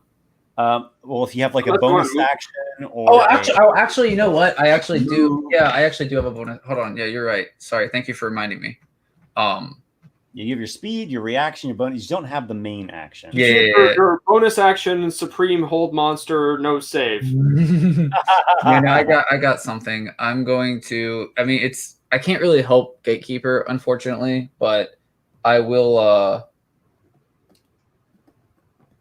Sorry, I was reading it. I'll Misty Step. Yeah, I'll get. Man, it's like there's like no safe place though. Less dangerous place. Here's the thing. So you're kind of fucked no matter what you do. My apologies. It's okay. It's kind of So you're kind of fucked no matter what you do, but you know what would least fuck all of us? If that trap gets disabled with an Arcana check. That's true. I can only go 30 feet with Misty Step. Yeah, and then you run your ass off to get to it for next turn. I know, but the issue is that like they're all going to get an opportunity attack. Yeah, no, I mean that's the idea. Oh, that's 30 feet. Oh, that's good. Yeah, no, I'll do that. Right. I didn't know that was 30 feet. I thought that was like 40. Yeah, I'll go there. Yeah, also remember, this is 5th edition opportunity attacks, not 3.5. They don't opportunity attack. Yeah, I'll do that. Sorry, I didn't know that was 30 feet. Yeah, I thought that was like 40. I didn't see. Yeah, I'll do that. We need to get that trap down. So and then I'll You're just outside the reach. And then I'll go 30 feet down to get to the trap. We'll try it. Here's the risk that you're taking. There's still a damaged wraith and a shadow demon. Yeah, the vampires aren't going to come for you. No, it's fine. It's fine. No, this is the best I can do. Yeah, no, you're right. Sorry, I would have done that. I just didn't know that was 30 feet. Yeah, that's good. Yeah. Is that what you want to do, Arlen? Yeah. So actually, I guess like when I see Marl Sai show up, like there's definitely a bit of fear in Arlen, but he's gonna telepathically say to everyone, "Distract her for a bit. I'm gonna go try and deal with this trap," and then. That's pretty heroic, Arlen. There. I'm a very heroic character. I try my best to do good in the world and save people, and it's. Yeah, I mean, Arlen, you want to lose your turn again. Arlen, the shit's already rising. We don't need any more in here. Yeah, for sure. You do notice the wraith is lurking right there. When I see that, I'm just gonna I'm gonna just glare at it, don't you try anything. Wait a second, hang on a second. Did he bonus action the move? Does he have an action? I don't, because of the thing, the wisdom save. Yeah, that's the issue. Yeah, I have to wait till next turn. Yeah. Did you repeat the save? No, do I get my save now? At the end of the turn, yep. I just have to roll higher than a 5. Dear God, come on, dice. Yes, that's a 17. You have overcome the daze. Oh, I'm feeling much better, guys. I don't know what got over me. It is Gatekeeper's turn. Who is actually dazed? Not me. I'm not dazed anymore, Esper. But let me see something here. So daze, what does daze do? It's not a condition. It's not actually it's the effect of this magic. Which on your turn, you, instead of taking your action, you. Well, but do I still have my bonus action? Is the important question. Yeah, you still have your bonus action. Still have my bonus action. Okay, well I can do stuff. Give me a second. With my bonus action, I am going to use my last 2nd level slot for spiritual weapon. It's gonna smack. You smack that. You smack that Merilith. You get her good. She's pretty mucked up. So I'm hoping she hasn't rested, but we'll see. One way or the other. She definitely took a short rest, as well as you all did. Man, really? That elemental failed. The elemental did not carry her enough to prevent her from getting a short rest. Yes. It's fast. I find that unusual, but okay. It's fine. I missed with the thing, and then I'm going to make my saving throw. Mm-hmm. This is wisdom. Mm-hmm. I only got a 14. It's not enough. Yep. The shroud continues cast over your mind. Wait. Hang on. Wait. I'm sorry. When I fail a saving throw, I can do a 4. Yep. Yeah. Plus 7 more. So that should be good. You have thrown off the daze. That's where it matters. Your mind clears. Drake fell. The Merilith is near. You're being beset upon by vampires. It is a grim situation. Okay. Card, think you can handle these 3. I would much rather take a swipe at the big one, if that's all right with you. Very well, then. And then Drake is going to just start throwing out punches left, right. Yeah, I was about to say, Card has ace. He probably needs to attack the Merilith. Yeah. So, just whichever one's the weakest one, he's just going to start pounding on.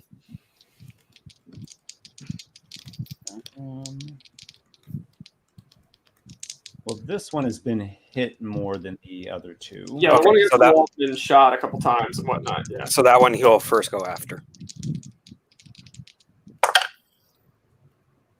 So the first two strikes are going to be a 21 and an unnatural 20.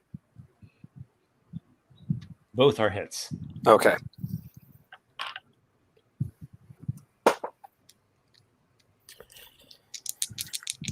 And then I am going to also spend 2 key points to turn one of those into the Tattoo of the Dream Lord. Okay.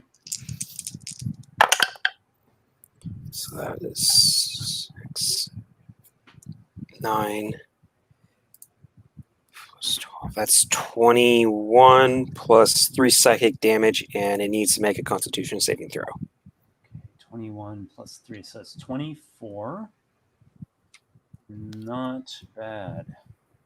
Constitution saving throw. Yes. 22. All right. That's going to succeed. All right. Then I'm going to spend another key point to do Fury of Blows.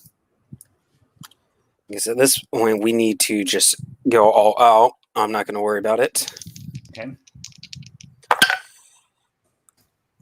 I shit you not. They're both natural 20s. I shit you not. I'm looking at 2 natural 20s right here. If you want, I will take a picture and send it to you. Yeah, I mean, just for keepsake, sure. Yeah, I'm definitely taking a picture of that. Give me a second. Because you don't. Pull your webcam down so the stream can see. Ooh, Oh yeah. 20. Yeah. Okay. Oh, hold on. 20. Can I actually focus on just you? Let me see if I can. Oh, you kicked him. No, You just kicked him out. no, he's there. I just wanted What to a monster. only show. Ah, dang it. I Two did. 20s. Let me see if I- No, it's not going to let me share. It's fine. 2 20s. The power of the player character. Here, okay. I have something that we can do that might still be cool. There we go. Double critical hit. Yes. All right, let me put this back up. I love it. All right, I want to get a picture of this. Hold on. Up that production value. We need an air. Okay. All right. So that is. Oh my gosh. That is. That's. I'll just go out and buy an air horn for next time. You should, yeah. I was trying to do it like a war horn, like the air horn, but like medieval style. It's like the horn that like from Lord of the Rings that I forgot his name, but the guy was blowing when he was like fighting all of those orcs and he's like getting all these critical hits and he's like Okay. So that's 10. 1 horn, rangers 16, returning. 17. 2 horns, wildlings. 3 blasts, white walkers. 4 blasts, 12. Drake double critical hit. Okay. All right. Hold on. 12, 18, 28, 29 points of damage right there. You have destroyed the vampire. nice. It would be hilarious. It's Diagnosis Thunder also cracks out as the last blow hits. I mean, 2 of his champions are in the Yeah, or out If here there's just anything he's watching right now with some popcorn. It's yeah. Marnalsai throws a quick look and then returns to concentrating on the gatekeeper. Nice. Just out of nowhere, we just all see her face, and it's just like, oh god, what the hell? Yeah, it's dripping with blood and some kind of sludge. Do you have anything else, Drake? Have you done everything? That is literally everything. All I have left is my movement because I used my bonus to do Fury of Blows. Yeah. Okay. And I had done my Yeah. literally 4 attacks at this point, so I have nothing else I can do unless I somehow a secret ability somewhere. Dropping those guys is good. Oh, don't you dare, Esper! Don't you dare have the. I'm not in the mood, Esper. I'm not in the mood for this. Doing there, boy. The wraith draws near to you. Make a dexterity saving throw. Quick question. Does he recognize that he's a necromancer and maybe they're friends? Quick question, Esper. Can I use Are you shield? the Arlen? I am the Arlen. But no, can I use shield after I roll, or do I need to use it before? After. You can choose after you can choose after you roll. Just do it before I say, it's all said and done. You take the damage. All right, I'll let you know if I'm shielding then. Just Yeah. Let me do my dex roll. Oh wow. I don't think I need to actually use my shield here. It has an 8, so you probably don't. Yeah, I got it. Yeah, it's a 19. Actually, it's a 20. Sorry. Okay, Yeah, so you just evade the swipe of his spectral hand, and I'm gonna just look at it and sort of say, I've dealt with your kind before. I might not have actually, but just for flavor. Fake it till you have never dealt with my kind before. He seems to emphasize the Orcus statue right next to him, and you feel the onyx gaze of the Blood Lord upon you. The Shadow Demon. By the way, I just want to say I'm really glad I rolled well there because I do not want Card to lose haste here. but didn't the Shadow Demon want to come after me? The Shadow Demon. I'm sorry. Wasn't he taunting the Gatekeeper? The Shadow Demon has a thing that he's doing, which is actually a hide. Oh, okay. And I've got your passive perception now. I don't know why I've been forgetting to use that all along. Okay, so it has a success. Could my party not tell me that it's coming towards me with telepathic wand? I don't think anybody can see pretty it. Busy. Yeah. That's fair. It's just here on the wall in the shadows, and it can hide as a bonus action. And there's a reason for that, because then when it ambush attacks you, it has advantage and can possibly do more damage. Yay for playing the monsters the way they're supposed to be played. It's sort of like a rogue. Make a dexterity saving throw. Let's roll well again. What'd you get, Esper? 21. I got. Oh, I'll use shield. What'd you get? With shield, it's a 24. Okay. Because +5. Because I got a 19 +5. So an arcane barrier springs from your hand in the less than the blink of an eye, and blocks the shadow claws of the incorporeal demon. You demons are weak and foul You creatures. know not what you are meddling with, boy. I know that we will kill your mistress today, and you will not harm anyone else. He will enjoy utilizing your flesh. You can try. All right, so we are entering into round 10. This will be your last haste card. Wait, I have it on round 8 right now, so this should be the 9th. I've been keeping track of it. It should be the 10th, yeah. I might have missed one. You missed one. Yeah. The vampires regenerate. The 2 that are still active. Carderock, this is your last chance to do something. Make it worth it. Well, if I can. I think I'm gonna actually just do a 4 flavor effect wisdom saving throw as Marnelsai is like trying to get this thing over to Gatekeeper, but it's so hungry. It wants something with blood. It's got a failure on its wisdom saving throw. It is cowed by its mistress. There's no blood here for it. Gatekeeper. That's right, because you're like a. This is. Is this the attempt to grab me with the claws, I assume?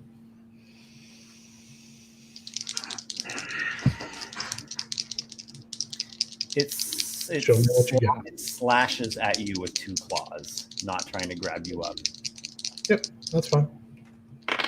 It obeys its mistress to great effect. It has a 23 and a 24. Oof. The 23 misses, and I will shield the 24. So, like runes pop up in a web of like arcane lines just block it. Sortizo's web has saved you from the slashing claw. Carderock, you could have opportunity attack there. I don't know if that was obvious or not. Oh yeah, do it. Yeah.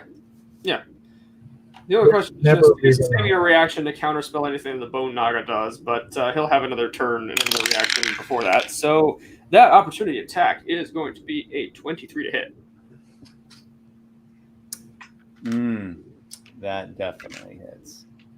If you destroy it, then I don't have to use my shield spell. This is true. Let's take some damage. I think he'll pop another second level smite onto that. The Marilith is a large creature, right? Large. Yes, she certainly is. And in charge. All right, that damage is going to be a 5, 8, 9, 16 plus 7 is 23. No. Yes, 23. Yeah. Are you attacking? You're attacking the Marilith here, right? No, This this was is the opportunity attack. Oh, The it's vampire up- moved oh, over there. Okay. It's not his turn yet. He'll get Yeah. there. I am still puzzling why the vampire's claw can instead deal no damage and grapple. Because out of character. I why think wouldn't he just do balance a out normal by grapple doing check? more. It's probably for balance reasons. Yeah. But he could just do a regular grapple. I don't know. It's just Regular weird. grapple would use athletics. This way, Maybe it's a slighter higher chance. I don't know. Like, I don't want to bog down on it. It will. It's going to obey the command of the Marilith because whatever. It's not really anything that it wouldn't want to do anyhow. It's trying to get Carderock. So Carderock, it's trying to grab you up with a claw attack. Do you have the cloak thing active? Yes. Yes. Okay. Yeah, it should be active if you, All right, Card. Does you it got this. reactivate every start of your turn? yes, at the start of his turn it Oh wow, reactivates. yeah, that is an amazing item. All right, you got this. ridiculous. Why do you think Drake went after it? Yeah, that is a 10, and that is an 11. All right, so it grasps nothing but mirage in its claws. And just like that, we are on to Dignahar, who is dazed and right by Marnalsai. His eyes probably grow wide with great trepidation. Now, question. Not that it would necessarily help, because her weapon attacks are magical, I think. But a spell that's in an item, his armor contains a 1 a day casting of Blade Ward. I'm assuming is that still an action to cast? I thought we did something different with the armor. It's a +1 that lets you cast Blade Ward once a day. Does it cast as a bonus action? Blade Ward is an action. We did something with it because I didn't like the idea of spending your action to do Blade Ward just because We could just say it's a bonus action. kinda It could be a sucks. bonus action because it's an enchantment then. I don't know if that's how that works. We talked about it and I sent a message about it. Let me see. Could be a reaction or a bonus.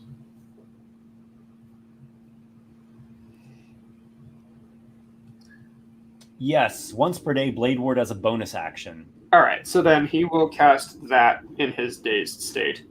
Okay. And then GTFO. shout, I'm not afraid of you. And because she's currently engaged with the Gatekeeper a little bit, he's going to move back up against that wall. He goes into the cubby. Yeah. And just, I don't know if this is what you meant when you talked about her weapons being magical. Blade Ward just straight up gives resistance to bludgeoning, slashing, piercing. Oh, Magical okay. weapon, non-magical weapon doesn't matter. Okay, cool. So that could be good for him as she makes an opportunity attack against him. All right. That's fair. Come on, that one. She'll actually use a sword for the opportunity attack. Yep. 24 to hit. I didn't even need to look to tell you that he is lower than that. It's a 16. 11 slashing damage reduces to 5. Alrighty. That's good, because he doesn't have that much health. All right, get that wisdom save. You all have seen this before, but I guess it bears reiterating. She has like these lightning fast reflexes. And she She's doesn't reactive. respond. Yes, she's highly reactive. It's a reaction. Make a wisdom saving Which throw for means you need to Dignahar. dump her in water so she'll explode. Sure. Let's save. wisdom He save. has got an 18 on the die, makes that a 21 for that wisdom save. Okay. Wait. Quite a nice success I there. did it wrong. Sorry, it's only +1. It's just a 19. Okay, well, that is still a success. Dignahar's overcome the daze. I think nobody is dazed. The pillars crackle, and Arlen, you're right there, so you get to see it up close. The fell scepter in the it's a pillar, but it's carven to look like an image of Orcus. The eyes even crackle a little bit with like black lightning.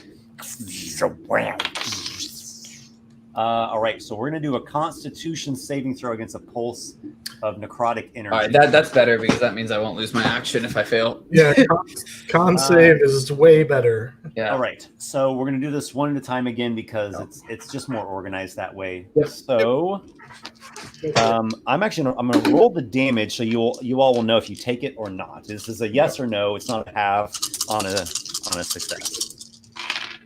Okay, so we got 23 necrotic damage. And it is it's necrotic. Okay, so I'm resistant. Yay. Okay, so Dignahar, con save. Oh boy, for all the marbles. Wait, Yep, Okay, so that's bonuses of 10. that is a failure. Yeah, he is down. Ooh. Dignaha? Dignahar. Did Dignaha die? Guys? No, he's not dead. He's No. down. I know. 0.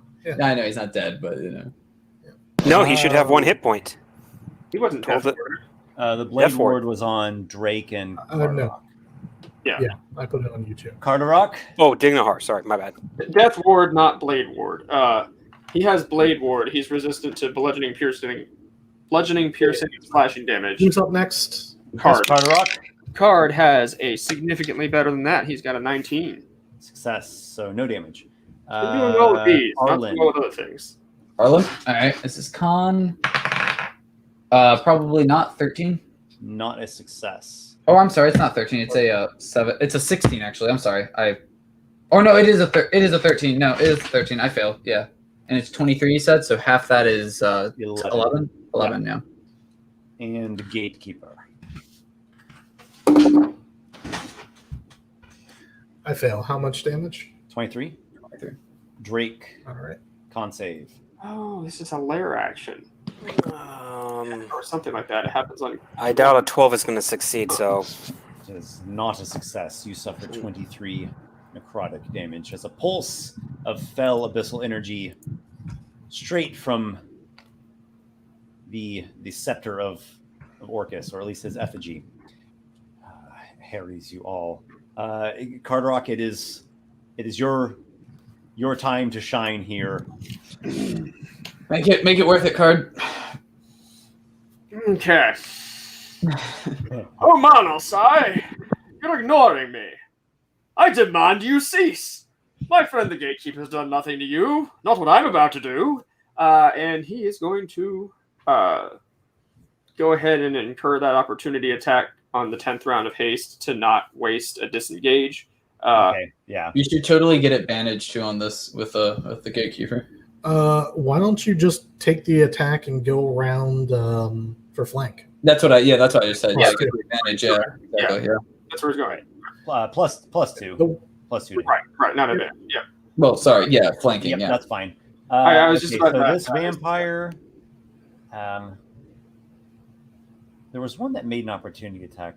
That was A prior round. Okay. Yeah. Sure. I mean, it'll try. Why not? It'll Wow. probably not work. Yeah. No. Natural one. All right. All right. So you move into a flank, and Marlsai sees you there. Draw your sword, knight. All right.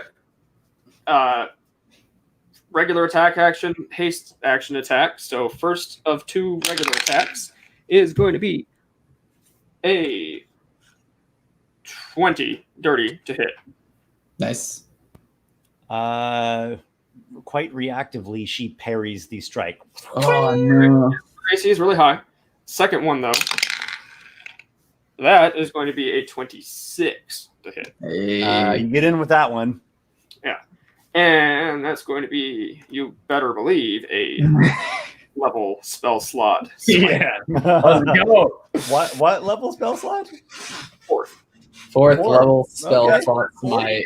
The highest. yes. And it is radiant damage, Esper, so 'Tis indeed radiant damage, yes. If you would separate the radiant, if we can just like do like 2 instances of damage, it Yeah. just Okay. makes it easier. And this will go ahead and also be a defensive flourish as well. Okay. So the regular weapon damage, including the Bardic Inspiration die for the Blade Flourish and the regular bonus damage, that is going to be 9 on the dice plus 7 is 13. And his AC now is going to be plus 7. So currently it's a 28, but when haste finishes, it will be a 26. Okay. And what was the damage? The total damage from that is going to be 13. 9 plus 7? 16? No, 13. 13? Okay. It's 7 plus 2 on the dice plus 7. Okay, gotcha. So Okay. 6. Wait, that's not how that works. 9 plus 7 is 16. That is 16. Yeah. That's what I thought. Oh my gosh. Well, we have been playing for about 3 hours, so Math. All right. We get 16, yeah. All right, and then go ahead with the radiant damage. Since Okay. that is not resisted. Time for them D8s. That is going to be, wow, that's 3 8s. That's 24 off the bat, plus another 4 or 5, so 29, 33, Yes. and 39 total. And that's all radiant, right? Yeah. That's all radiant damage, yeah. 39. That's not a small number. And it should be even bigger for the Marilith since it's radiant. It's just huge. Is she vulnerable? I don't think she's vulnerable. I feel like a demon's vulnerable to radiant. Maybe not. No, there's actually very few creatures that are vulnerable to radiant. Like Shadow is. Oh, okay, fair Shadow enough. Demon. Fair enough. Though it's not resisted, which is a nice. Yeah. And like the vampires, it like turns off their regeneration for a round. Out of curiosity, how many D8s does one get with a 4th level smite against 6. a demon? 6. Because it's 2 at first level, 8. Yeah. 2 at first level, 3 at second, 4 at Plus third, an extra 1 for Fiend. 5 at fourth, plus the extra, Which Nice. means actually, because it caps out normally at 5, so 4th level is actually the highest that actually matters. Yeah. You could, in theory, 5th level smite, but it wouldn't do any more, so I don't know why you would do it. No. Well, you hit it hard, so that's good. And you still have your haste attack. So I do. Your haste attack. I do indeed, yes. I'm getting to that. Mm-hmm. Don't rush me. well, you use your 5th that level was when you're out of 4th So level. close to being a 20 on the die, but it's still an 18 on the die, so 28 to hit. that's good. You still hit it. You still hit You it. again stab the Marilith. So, regular weapon damage is 9 plus 2 plus 7. So, 11 plus 7 is 18. So, Okay, resisting it 9. Yeah. puts 9. Yep. Yep. And then it might as well be another 4th level slot. I have 2 left after Do it. starting that one. Do so, it. I mean, this is your last round of haste. You might as well go all out. Indeed. Okay.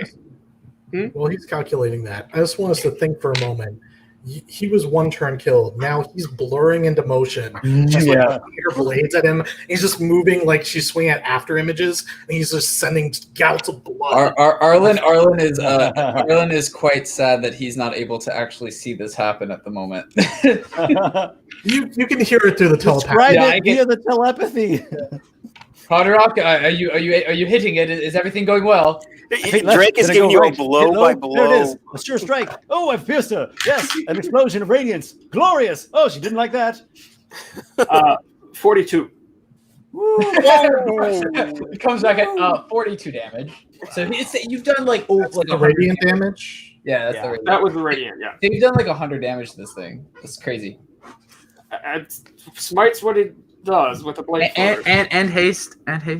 And the additional attacks are big, yeah. 'Cause that was only 2 hits out of 3 total attacks, so that was Exactly. good that he had the I hit. think if you got all 3 and was able to max hit, I don't know about that. She got a lot of hit Well, points. we'll see We'll Yeah. see. We'll see what happens. Yeah. how this goes. All right. So Carderock, have you expent yourself completely? Is that the end of your great bonus streak action? of glory? Wait, he does have a bonus action. Okay. When the haste ends, what happens again? Your next turn, you are incapacitated, I think? Yeah, no, so when the spell ends, the target can't move or take actions until after its next turn as a wave of lethargy sweeps over. So basically you get to do nothing until after your next turn. But you're not incapacitated for the purposes You're of... not so and you can still it says you can't take actions, so you can still take, I guess, a reaction, I would assume. And a bonus action. If I And a might bonus action. ask, could you give me the bardic inspiration? This is going to be my last one, but you know what? I sure... Wait, quick question. Wait, mate, I don't know if you could, but because I'm about to try and deactivate the trap, it might be better.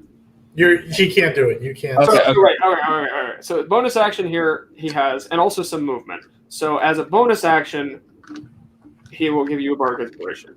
For his movement, he will incur an opportunity attack because with Cloak of Displacement, she has disadvantage in 21. She Then used her reaction on the parry. Yeah, for the round. all right. Then his armor class being a 27. Could you possibly come down and help me, if possible? So what he's going to do is he's actually going to move over to stand next to Dignahar. Yeah. Yeah. Just Because that way he's between her and him, and he's still a move away from her, so he can still attack her again next turn. And it prevents her from doing a body snatch dickery. Do we care about Dignahar though? Yes. I'm not going to let you finish that sentence. Yes.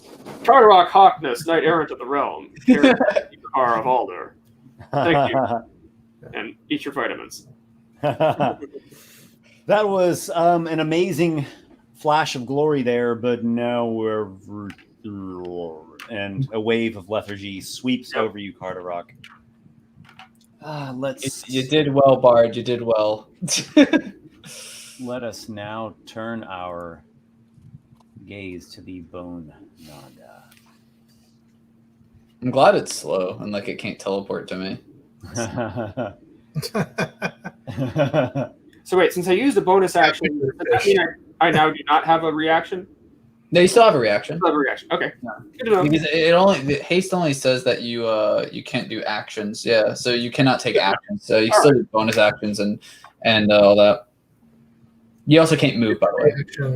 All right. Cool. The Bone Naga. Mm-hmm. The Bone Naga.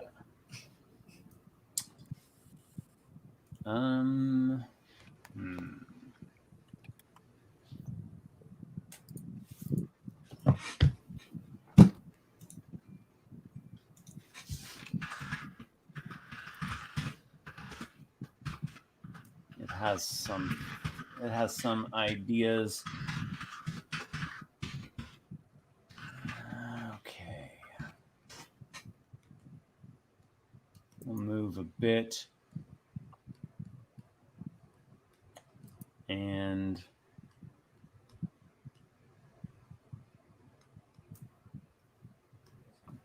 that. It is casting a spell targeting Counter spell. Yeah. Because that is a spell that card has as well. Nice. So we've counted it twice now. We've counted it twice now. Assuming that's within 60 feet, which is why I was asking about if I still had a reaction. We've counted it yes, twice. it's within 60 feet. Okay. It beats its bony tail in great frustration against the ground. It got countered twice. And Drake, whatever that was, it just got countered. on both of its turns, it got countered. That's great. Wow. Well, I mean, it does cost a third level spell slot to cast counter spells, so it's I think you are paying for it. Esper, out of curiosity, because I'm just wondering, if the spell got countered, does that also burn the creature spell slot? Yeah, it does. Yeah, it okay. Yeah, no, I would actually say that's unless it was a great. spell, it's well worth trade. Yeah, it's really good because like that thing is going to probably damage us all. So it is. I mean, even if it was a low level spell, it's still worth it. You know, it's a third level spell slot to ensure that whatever it happens doesn't affect us. Exactly. I'm thinking like if it was like a first level spell, that's not a well worth trade. Well, while we're fighting Marnelsai and several vampires, any spell that would do is Yeah, true. I guess Because it does. I'm thinking from a mechanics. It basically wastes. Let's go. Anyway, let's proceed here. Yes. Yeah. We're going to proceed with Marnalsai attacking the Gatekeeper. Is Oh, what's boy. happening here. The time has come. She swipes Web at is you. still up.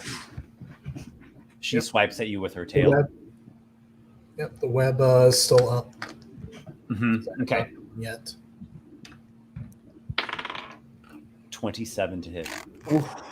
Misses. Woo! Wow. AC What- 29 at the moment.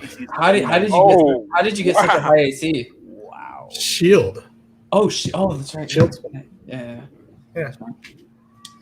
The vampire. Actually, she is flanking. Her attack is 29. Oh, because of the +2. Yeah, from the +2. A shield again. No, I'm just kidding. So what did you say your AC was? Is it 28? It is 29. Yeah, So your attack AC her with- is 29. All It right, is so yeah, she's got +11 on an 18 natural, 29 exactly. Wow. I mean, This is the sound of the tail grabbing you. It's 14 bludgeoning damage. You are grappled and restrained. Come closer to me. there's like creaking of his joints. He's not looking good. His body, while very sturdy, it definitely the internal like gears seem like they're cracking. You know, he's like a beetle. He's got a shell, but the insides are much more fragile. So, yeah, he's Unfortunately, like starting to creak. Unfortunately, Arlen's not there to do a wall of force right now. And That's okay. The terrible demon swords come down upon you. That's fine. AC is still 29. Yep. Not a 29. That is a critical hit. That's probably going to do me in then. That is not a 29. That is a 28. So one under. Not a 29. She has to roll very high to get a 29. And that is a 30. So she has a critical and a regular. Is a hit. bardic inspiration going to I help? don't know that she. Bardic Inspiration won't increase my AC, so. no. Okay, all right. You have it if you need it. Yeah. Still. Yeah. I know. I need to take a turn to do anything here. If he drops me before I take a turn, Right. that's just how it goes. All right. The critical hit deals Probably more than my hit 22. points. I'm barely alive, which means that you're going to drop me with min damage. So then the next one, the next one hits, and it's at least 6. Is that going to drop you?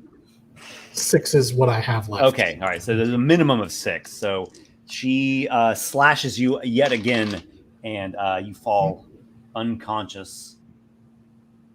I'm not gonna lie. We might need to start running. So, as Card- she because sees card her doesn't- tail- hang on, let me have my moment here if I'm going to die. As she squeezes her tail, there's cracking in like joints, and his eyes flare for a moment. And right before, as she brings down like all her swords, chips are flying off him and such. He's not dead yet, obviously. Like he's at 0, but you might kill him before I get a turn. So he says, Sortiza is with me, and she will see the end of you, whether I live or not. Sortiza sees much, but she is blind to her own doom. and like that's when she just goes into like a frenzy of like, it's like basically the Sith saber thing, I imagine. She's like beating him down, and he finally like cracks, and the light goes out of his eyes for a moment. This brings us to Arlen. Man, I'm gonna miss my turn unless I nat 20 this. Oh man. Arlen, you are being harried by shadowy foes. You're standing next to a column that is shaped in an effigy of Orcus, demon lord of undeath. I'm just like thinking, because like me dealing with this pillar at this point isn't going to really help that much. You're not in a real good spot to be Exactly. to be working on something. Well, I mean, I could like Misty Step and do it if I needed to, but like I don't. Okay. It's not going to help because like we're like card doesn't get a turn, Gatekeeper's down. What would Arlen do in the current situation that he's in? How far? Can you go up a little bit? Yeah. How far am I away? Let's see.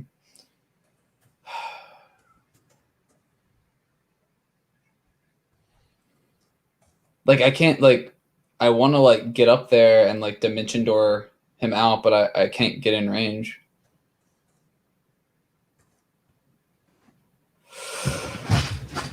Well, we can't all be Drake with like 100 move speed.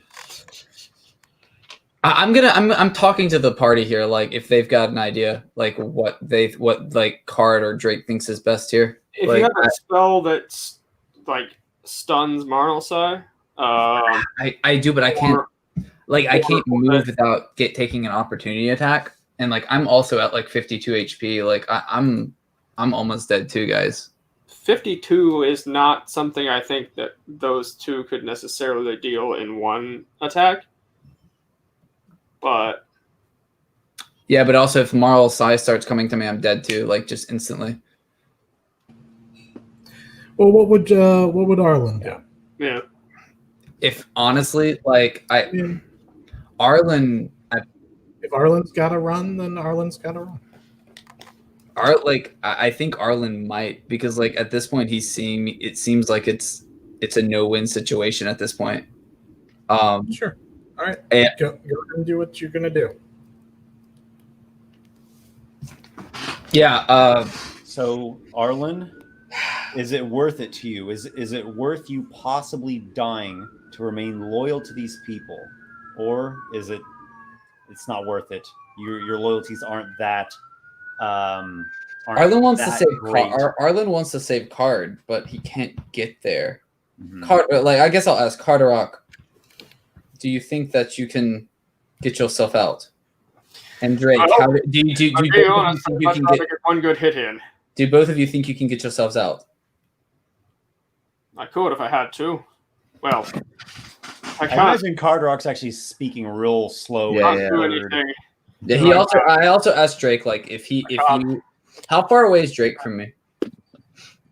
Well, it's like around the wall, up the stairs. I mean, in total, that's probably 60 feet or something. Is Drake's turn after mine? Like who's next after me? We've got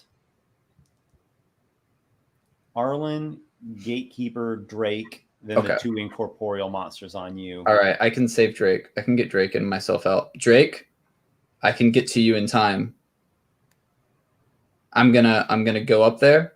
Well, actually, I guess I'll just say Drake, come to me. I'll say Drake, come to me. I'm going to ready dimension door, and like I'm telling Drake, like I'm not leaving. We came here on a mission, and we will complete this mission. If you want to leave, then leave. But I will die helping the Gatekeeper if I must. Carderock, I will pass along what I chose. Do not worry about Dionysus' wrath. All right, then. Would it be I stand with you, Drake. One way or the other. Would it be possible for me to get in sight line of the Gatekeeper then? Probably so. Like without just walking. Can I get inside of the Gatekeeper without taking 2 opportunity attacks? Misty stepping, you could. No, but I can't use another spell after that. Not a full spell. It would only be a cantrip.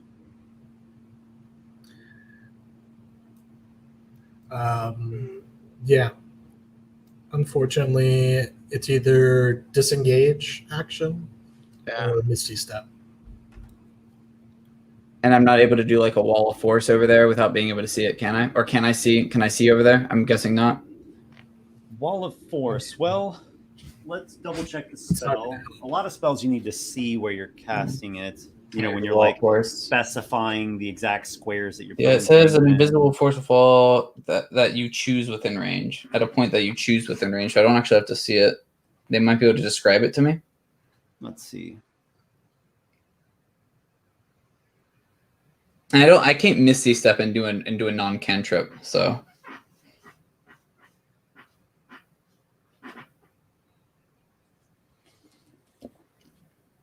Because I have an idea if I can do this. Here.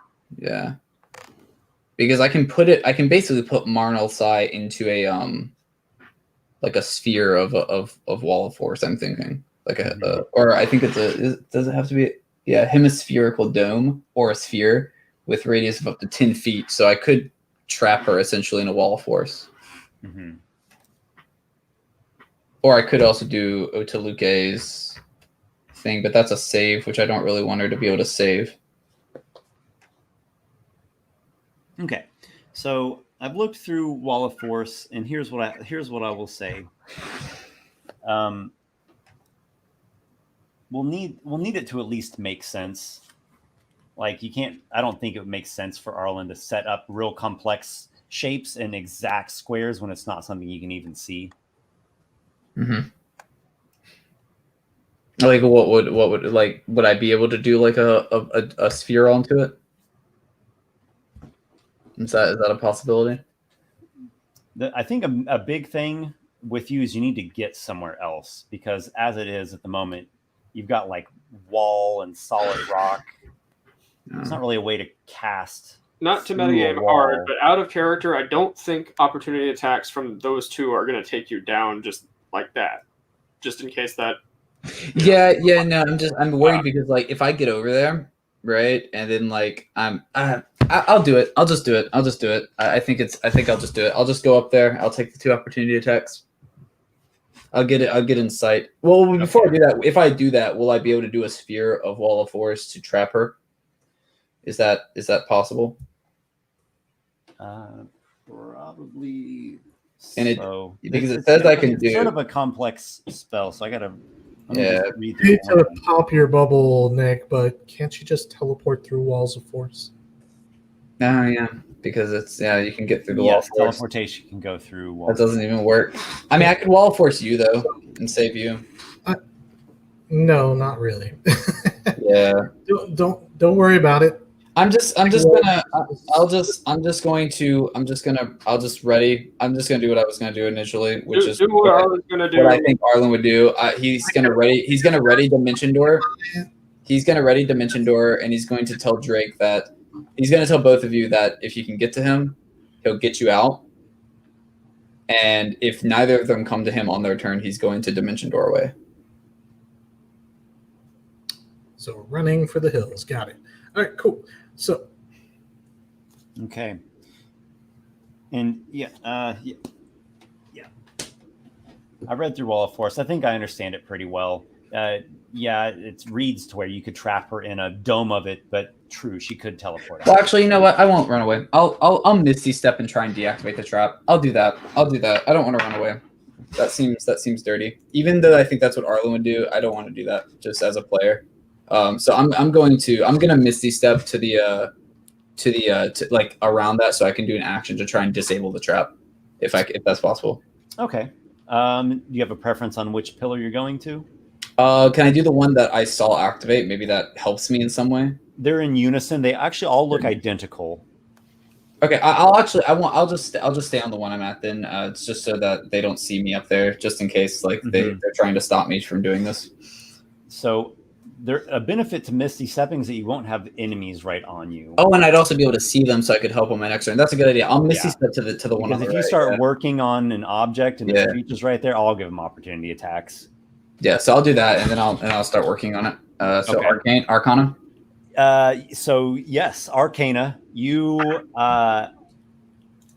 close at hand is this statue here, and you attempt to tamper with the magic that is imbued in it, and using your knowledge of such effects, go ahead and give it a roll.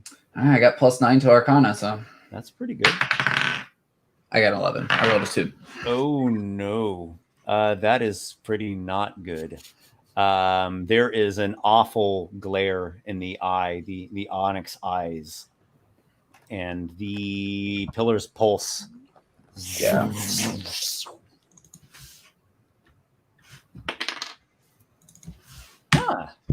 Well, we haven't gotten this one yet. So this is going to be a charisma saving throw. I'm bad at that. Oh boy. Let's do Carderock. All right, it is a very good thing. I am startlingly good at these. Wait, actually, hold on 1 second, Carderock. Hold on 1 second. Yep. Well, it's not gonna matter. Not to like be a spoiler, but you have that that kind of dazed thing from the haste being gone. Right. So that's gonna like negate even if you fail this. So we'll just not worry about Carderock. It would lose him in action. You need your action on your turn in order to do this thing. If you fail, Oh, you God. won't have that action. So it doesn't. It's just kind of a moot point. I guess we could see for flavor effect if you want to. 26. Okay, yeah, you feel some strange effect in your mind, and it kind of phases you out for just a split second, but you overcome it. It would like make him attack. Okay, anyway, yep. Yeah. Arlen, make a charisma saving throw.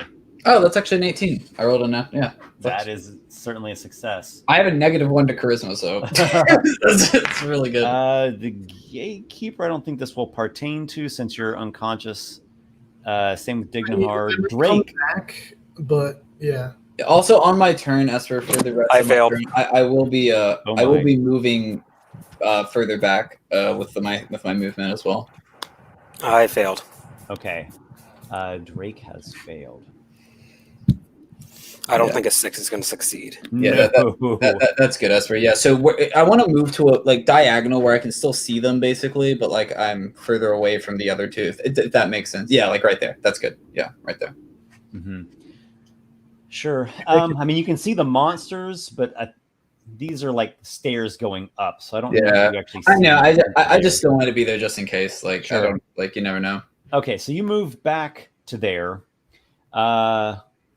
Drake, you are overcome by something, and you kind of momentarily go mad and kind of forget who you even are. And we'll get into that more when we actually get to your turn. And it is the Gatekeeper's turn. At the start of your turn, make a death saving throw. All right, this is the one chance to turn this all around. Can you add Bardic Inspiration to that? Yeah, but I mean, Yeah, you kind of also need a 20, I guess. But I was about to say, unless it's a natural 20, I don't think I come back. Even Can if Bardic Inspiration get you? Is it a total of 20 that you need, or you have to get a nat that's a 20? good question. Let me find out real quick because Okay. that would be kind of cool if Bardic Inspiration could do that. yeah, I don't think so. At But one point, I saw someone do that. Well, if it is, then I have a very good chance of coming back. Let's see. Death saving throws. When you start. If you roll a 20 on the D20. Okay. That's what I thought. I mean, it would be too good otherwise. Yeah. Okay, well, it was worth looking up. Yeah. All right, go for it. Yeah. That's why I should death ward myself, but not a nat 20. Okay. It is an 11 total. Okay, well, it is a success. So That's a success. That's good. Better than It's not going to matter. I'm not going to get another turn. Depending on what's affecting Drake, you still Okay, might. so Drake, currently you're like in this fit of madness, and you've just kind of Question: completely is it a forgotten charm yourself. effect? I'm sorry. Is it a charm effect? Is it a charm effect? It is not charm. Because the reason like I asked madness. is because Drake has an ability called Stillness of Mind, where you can use your action to end one effect on yourself that's causing you to be charmed or frightened. So that's why I'm asking. Gotcha. It's not charmed or frightened. It's like madness, and it's actually causing you to use your action. It's kind of overwhelmed you. You've kind of forgotten who you even are for a second here, and in just sheer demonic rage, you are going to be attacking a random creature with a melee weapon attack. So mean- let's see. Who could the targets be? It could be a vampire. A vampire or 1, 2, 3, 4, 5, 6. Here we go. D6. What about Dignahar 2? So 7? Yeah, Dignahar is the 6. Oh, okay. 5. it Harder could- rock. Oh, my 1, 2, God. 3, 4. Wait, what about the Bone Naga as well? Oh yeah, the Bone Naga. Yeah, so that's a 7th. Well, you rolled a 5. It doesn't. Yeah, it doesn't matter.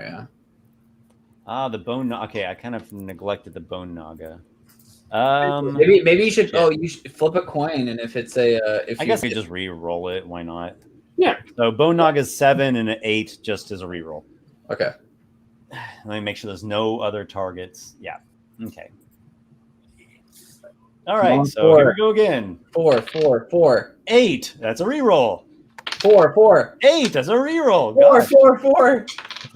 8 is a re-roll. Oh my God! I rolled 3 in a row. 2. So it's That vampire. or vampire. Yeah. Drake lets out a very uncharacteristic, like blood-curdling berserker scream, and goes and makes a melee attack against this vampire. Drake has turned into a barbarian. I don't think. Oh, actually, no. That probably an 18 is going to hit. Yeah, 18 hits. That is going to be 10 points of damage. Okay, and that is that. So I can't use my bonus action or movement. Let's see. It does. Wait, nope. I'm reading the wrong one there.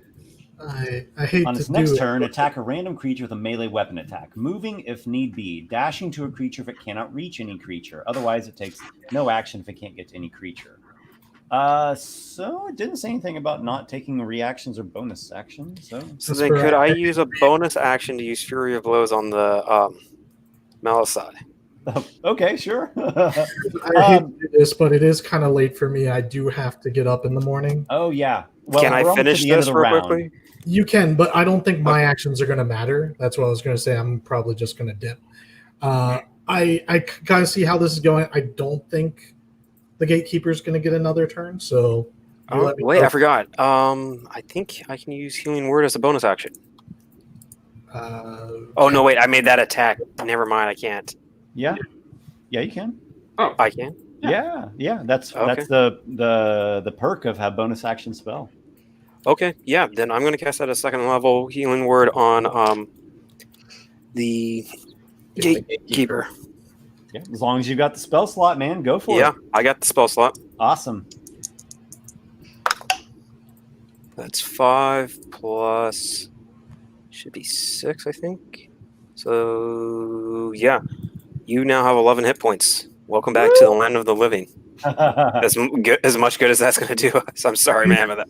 No, that's fine. That's one more hit before I drop, but maybe Card can drop her or something with a random berserk action. He's got more smiting. He has the spell slots. He's just. But you deleting lost your action.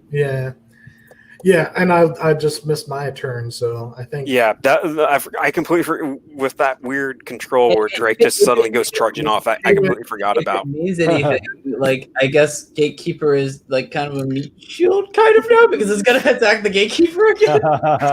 Like in some positive there.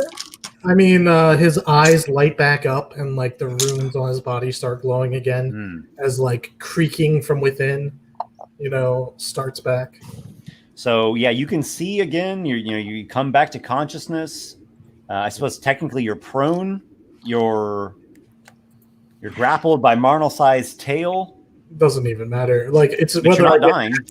it's whether I get an action or not, basically. Mm-hmm. All right. Well, let's finish out the round here. There's just 2 more monsters, and then I do see that we've actually gone kind of long this session, which is fine by me. Yeah. Oh yeah. Can they get to me? The Wraith can. It's fast. The Shadow Demon.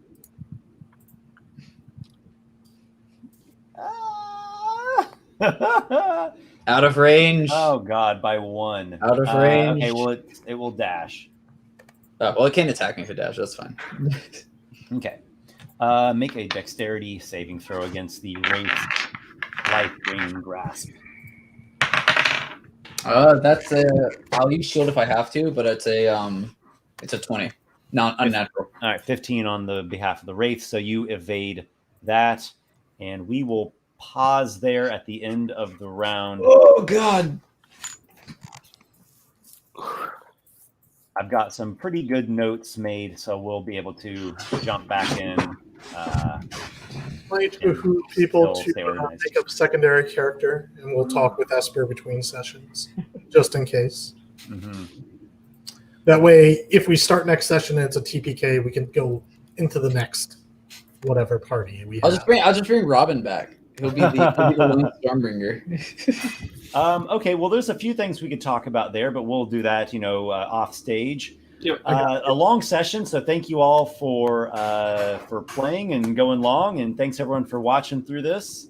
I'll be biting my nails to know what's going to happen. Oh yeah, at next week's it's intense. conclusion. Oh. All right, everyone, have a good evening.